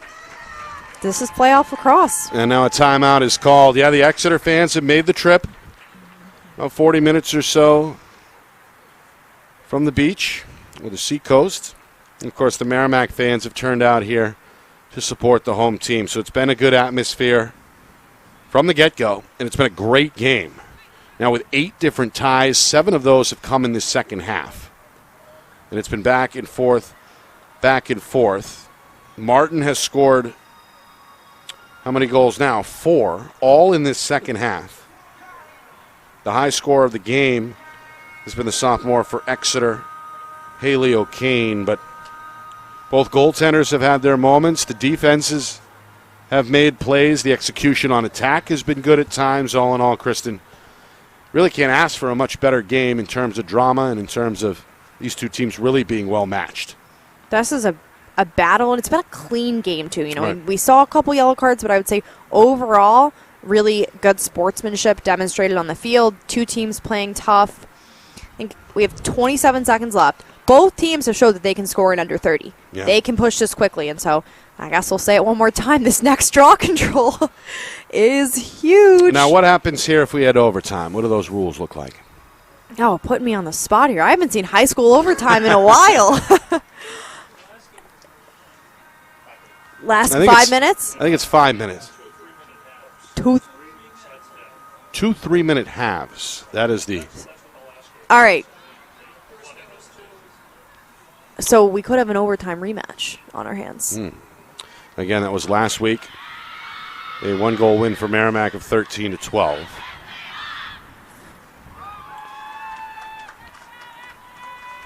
All right. Go ahead, Kristen. I was going to say, I saw my fair share of college overtime this season. Yeah. That is, sudden death is fun, or sudden victory, if you will. But I wouldn't be surprised if we come away with a winner in these last 27 seconds. All right, Exeter ready to go as they break the huddle first. Merrimack, after a moment, an extra moment there in the huddle, now ready to go. Got the home crowd fired up behind them. And it looks like the sidelines are pretty loose over there as Coach Rothaus and her staff smiling and enjoying the moment, but here we go. It'll be Marshall against O'Kane. That's the matchup we wanted to see. The two arguably best players. Marshall has taken every face-off, I believe, for Merrimack tonight while Exeter has rotated. Here we go. 27 seconds. This one flies out again towards the Merrimack end. It's loose. It's scooped up by Exeter. A whistle. And there was a collision that's going to give this to Merrimack. Home sidelines love it. The Exeter bench not too pleased. Here's the restart. Clock ticking. We're inside of now 5 seconds remaining. And Merrimack is not going to get a shot off. We are going to play for overtime. 50 minutes, not enough here in this preliminary round matchup between Exeter and Merrimack. Overtime is necessary. Take a breath, folks. This one is exciting as it gets here. A trip to the quarterfinals on the line, and we'll have a brief reset here as the teams gather in their respective huddles. They're going to put 5 minutes up on the board. So I believe the tournament may be a different scenario, not the 2 3-minute halves, but rather 1 5-minute period. And Yeah. I would imagine it'd be sudden death, but I'm not sure. So I think they're just giving them a little bit of break between regulation and overtime. Oh, they're running the running clock. that Yeah, you're clock, right. yeah. Yep. So whatever the overtime rules apply in the regular season would also apply to the postseason. We're sure on that. Well, our director, Ben Beals, as usual, is all over it. All right, here's right from the overtime procedures. When the score is tied at the end of regular playing time, both teams will have a 5-minute rest, which is where we are now. Toss a coin for the choice of ends. The alternate possession shall continue from regulation. It will be restarted by the draw. The winner will be decided by sudden victory. There's your term, Kristen. The team scoring the first goal wins the game. And to answer the clock question, each overtime period shall be 2 3-minute halves. The clock stops on official timeouts or fouls. After the first half of the overtime period, teams shall change ends with no delay. So again, a first goal within 3 minutes would negate all of that with the sudden victory. Whereas if we remain scoreless, we take a break after 3 minutes and then do it all over again. Does that sound right? Sounds right. Read it straight from the script. If that was wrong, we'll blame it on our man back in the booth. That's right. Glad you could join us here. Nick Anastas, Kristen Cameron with you. It's been fun back and forth. Exeter had a 6-4 lead at halftime, led by as many as 3 early in that second half, 8-5. 1 point, Merrimack responded with 4 unanswered goals to retake the lead, and then back and forth. It appeared like Merrimack was in the clear with about 5 minutes left. They led 13-11. Then Exeter rattled off 3 straight. Took a 14-13 lead with 1:18 remaining. But Merrimack's Ava Martin, sophomore midi, Johnny in the clutch, scores with just 27 seconds remaining to tie the game at 14. And off to overtime we go. The winner will head to the quarterfinals on Thursday to take on top seed Bedford. I've been impressed with both teams, having not seen them play up until this point. I knew about a couple, top scorers, leaders on each team, Right. But the way in which the scoring has been diversified on each team, the way we've seen younger players step up, both programs, winner aside coming out of this game, I'm encouraged by what I've seen here. Exeter and Merrimack, they've been in a rebuilding phase, I'd say, the last few years. Both programs in the past have been powerhouses, Division I champions even, and I'm encouraged by what I see here. Again, the winner gets top-seeded Bedford. Bulldogs did beat both of these teams by double figures in the regular season, but I'd imagine it's going to be a different ball game on Thursday. First of all, whoever does emerge as the winner here will be battle-tested. And sometimes the second time around can favor the loser from the first game, right? Yeah, especially because, Bedford might have a tendency to underestimate someone. Both of these teams, they beat pretty handily, and so they're going to have a fierce competitor coming their way, although the Bulldogs will be more well-rested and have had another day of practice in the next 2 days. You're on camera, so Ben said to stand up. So our whole Friday Night Lights New Hampshire crew is here. Ian Maluski is on the far sideline doing a great job. As usual, John Barron back in the mix upstairs. And, of course, Ben Beals behind the curtain back in the Beals Insurance Studios directing the whole operation. Kristen and I will be back on Saturday for the girls' Division I semifinals. Back-to-back games at Bill Ball Stadium in Exeter. We'll be broadcasting in conjunction with the NFHS Network. The only way to watch those broadcasts live is on the NFHS Network at nfhsnetwork.com. But it's our Friday Night Lights New Hampshire family that will be putting on the production throughout the rest of the tournament. So we'll see you Saturday for the semifinals at, again, nfhsnetwork.com. All right, a little Sweet Caroline to keep this crowd entertained.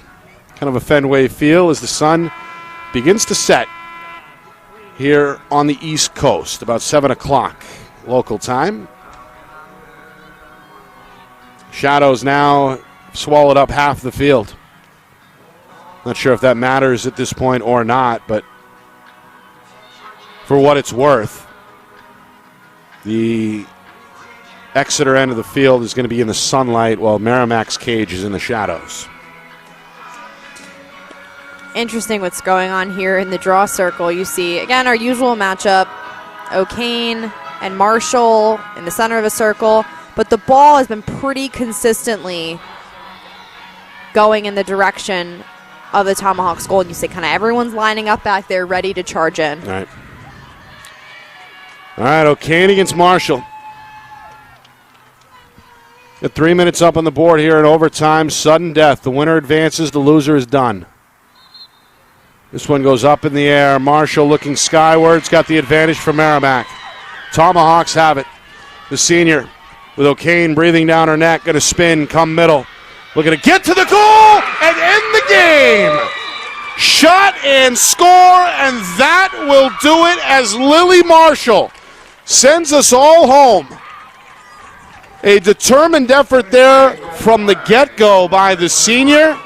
Got this Merrimack home crowd celebrating a heartbreaking defeat on the other side for Exeter, but Merrimack survives and will head across town lines 2 days from now in the quarterfinals to take on the top seed Bedford Bulldogs. What a game. What a game and what a finish. I mean, I don't think Marshall could have scripted that any better for herself.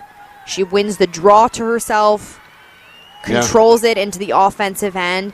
And she had that look in her eye where she said, I'm going for it.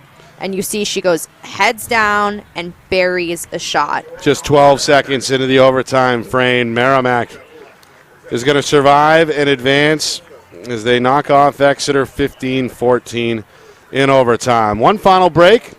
Final recap on the other side, and a look ahead to the quarterfinal round on Thursday. You are watching our Friday Night Lights New Hampshire Game of the Week, presented by Beals Insurance. Our broadcast today, as it always is brought to you by Beals Insurance Agency, with locations now in both Bedford and Londonderry. Whether you need home, auto, or business insurance, Beals Insurance will get you both the price and quality coverage that's right for you. Just call 603-471-9999 or visit BealsInsurance.com to request a free quote and start saving money today. Again, that's BealsInsurance.com. Hey, I'm Chad, the owner of New Hampshire iPhone Repair. We're New Hampshire's most trusted and affordable repair shop for your iPhone, iPad, iPod, and even Android needs. Don't worry, we're affordable, reliable, and we back our parts with a lifetime warranty. And you know what the best part is? No, what? We can repair your phone while you wait. I know, that's why I'm here. Oh, I know, Mrs. Green. Here's your iPad, good as new. Bring your phone into New Hampshire iPhone Repair today. The New Hampshire Tomahawks promote the highest level of club lacrosse competition, not just in the state, but in the country. Looking to get recruited? Director Chris Cameron keeps an open dialogue with the nation's top college lacrosse coaches. Over 400 New Hampshire Tomahawks alumni have played at the college level, including the ACC, Big East, Big Ten, Ivy, NESCAC, NE10, and more. The New Hampshire Tomahawks coaching staff has over 100 coaches, including current high school, varsity, and college coaches. The Tomahawks offer training for players of all ages, clinics, camps, and leagues, along with spring, summer, and fall elite teams. So play with the best. The New Hampshire Tomahawks, showcase and development for college lacrosse. Visit NewHampshireTomahawks.com and girls.nhtomahawks.com. How can you reach your team's fundraising goals at no risk and no cost? MG Sports offers a variety of products to make your team's fundraiser a success. Their products include tickets and discount cards to hundreds of local businesses. MG Sports now has a digital platform where athletes can raise funds in the comfort and safety of their own home. So become another lacrosse program like Bedford, Goffstown, or Memorial that sets fundraising records every season. MG Sports, fundraising made easy. Visit mgsportsfundraising.com to start raising money for your team today. Are you thinking of selling your home? Well, now may be the time. Given that spring is here, the market is hot, and interest rates remain at all-time lows. It's time to call Roger Howe, a licensed professional realtor with the Bean Group. Not sure what your home is worth? Roger will provide a market analysis for you at no charge. With 12 years experience in residential, commercial, leasing, and investment properties, Roger knows your local market. So contact Roger Howe of the Bean Group today. Buy local and save big. For over 26 years, Spectrum Monthly has been providing great local offers from businesses in New Hampshire and Massachusetts, delivered to your mailbox every month. Spectrum is chock full of savings from your favorite businesses. From local restaurants and retail stores to entertainment, fitness, and home improvement services. You'll have easy access to thousands of dollars in savings, including exclusive offers for Spectrum readers. Every month, enter our readership contest for a chance at winning cash and local gift certificates. Spectrum Monthly, no one brings you better offers. Well, what a way to kick off the tournament. The preliminary round here in the books, the official start of the 2023 NHIAA. 5 years ahead of us, Nick.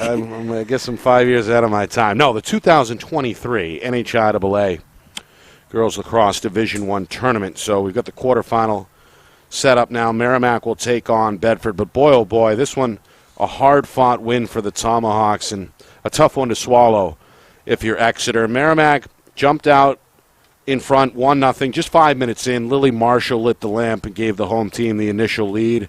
A minute later, Exeter tied it. Haley O'Kane, the sophomore, first of 7 today, tied the game at 1. Merrimack reclaimed the lead briefly. Haley Rivet, her lone goal, made it 2-1 Tomahawks. Exeter puts the game's first run together, scoring 4 unanswered to take at one point a 5-2 lead. 2 more from O'Kane in that span. Allie Roeder gets on the board to give Exeter their initial 3-2 lead, and Bella Caraciolo made it 4-2. O'Kane made it 5-2. Then Merrimack gets 2 straight. Lexi Bell brings the home team back within 1 at 5-4. Less than 3 minutes to go until halftime at that point.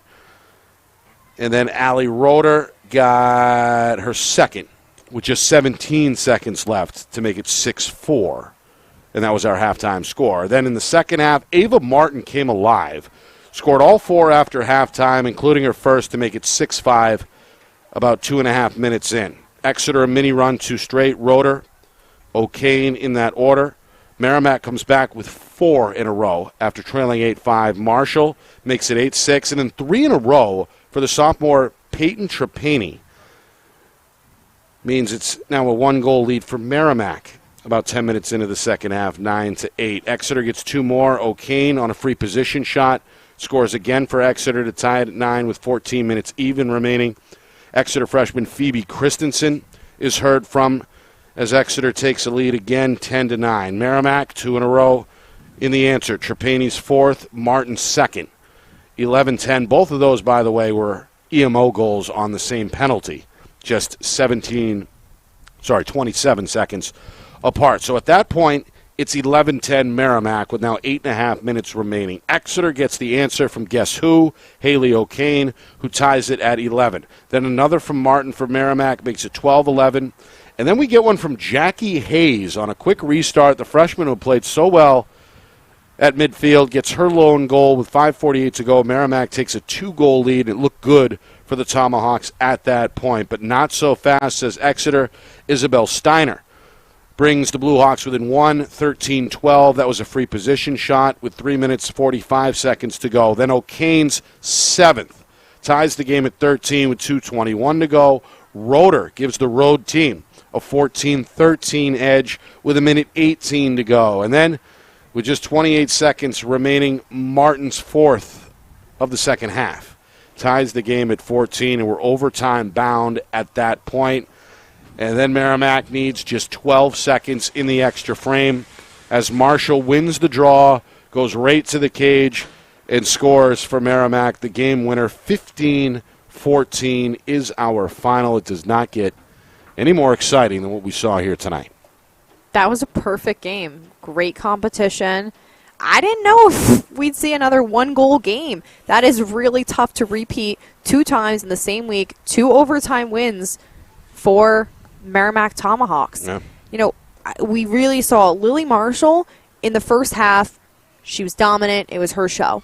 The second half, she played more of a supporting role. We saw other players on the team step up until overtime when she just took over. Yeah, and I suppose that's a good thing for Merrimack, right? A great thing to have some of those supporting players step up into the limelight and make big plays when the pressure's on.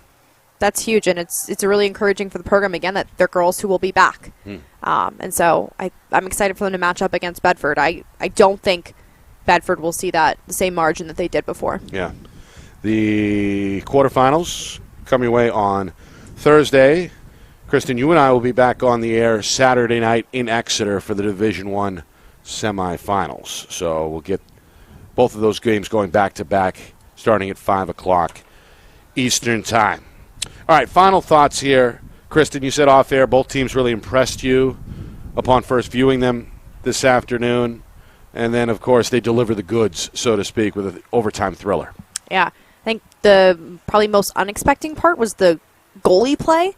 The goalies were excellent. They made really good stops, good clears, and created a lot of opportunities for their teams, and especially for Merrimack, Emma Charette down the line. She came up huge. Yep. Yeah, a number of saves in the closing minutes to hold on for the Tomahawks. All right, I want to thank Mike and his staff here at Merrimack for giving us the green light to go ahead and broadcast. We appreciate Mike working with us. Of course, Exeter's Bill Ball is always on the ball, so to speak. And, of course, our family here at Friday Night Lights New Hampshire for putting in the work as usual. Our dual camera operators today, great job by John Barron upstairs, spearheading the setup, and of course Ian Maluski down there in the trench on the far sideline doing a great job. The whole thing pieced together Back in the Beals Insurance Studios by the man behind the curtain, our director, the wizard of replay, Ben Beals. For my partner, Kristen Cameron. Good to have some sunshine back here in the booth. We appreciate you brightening up the place. My name, Nick Anastas, saying so long. Final score, final time in overtime. Merrimack 15, Exeter 14. This has been a presentation of the 2023 NHIAA Girls Lacrosse Division I Tournament right here on Friday Night Lights, New Hampshire, presented by Beals Insurance.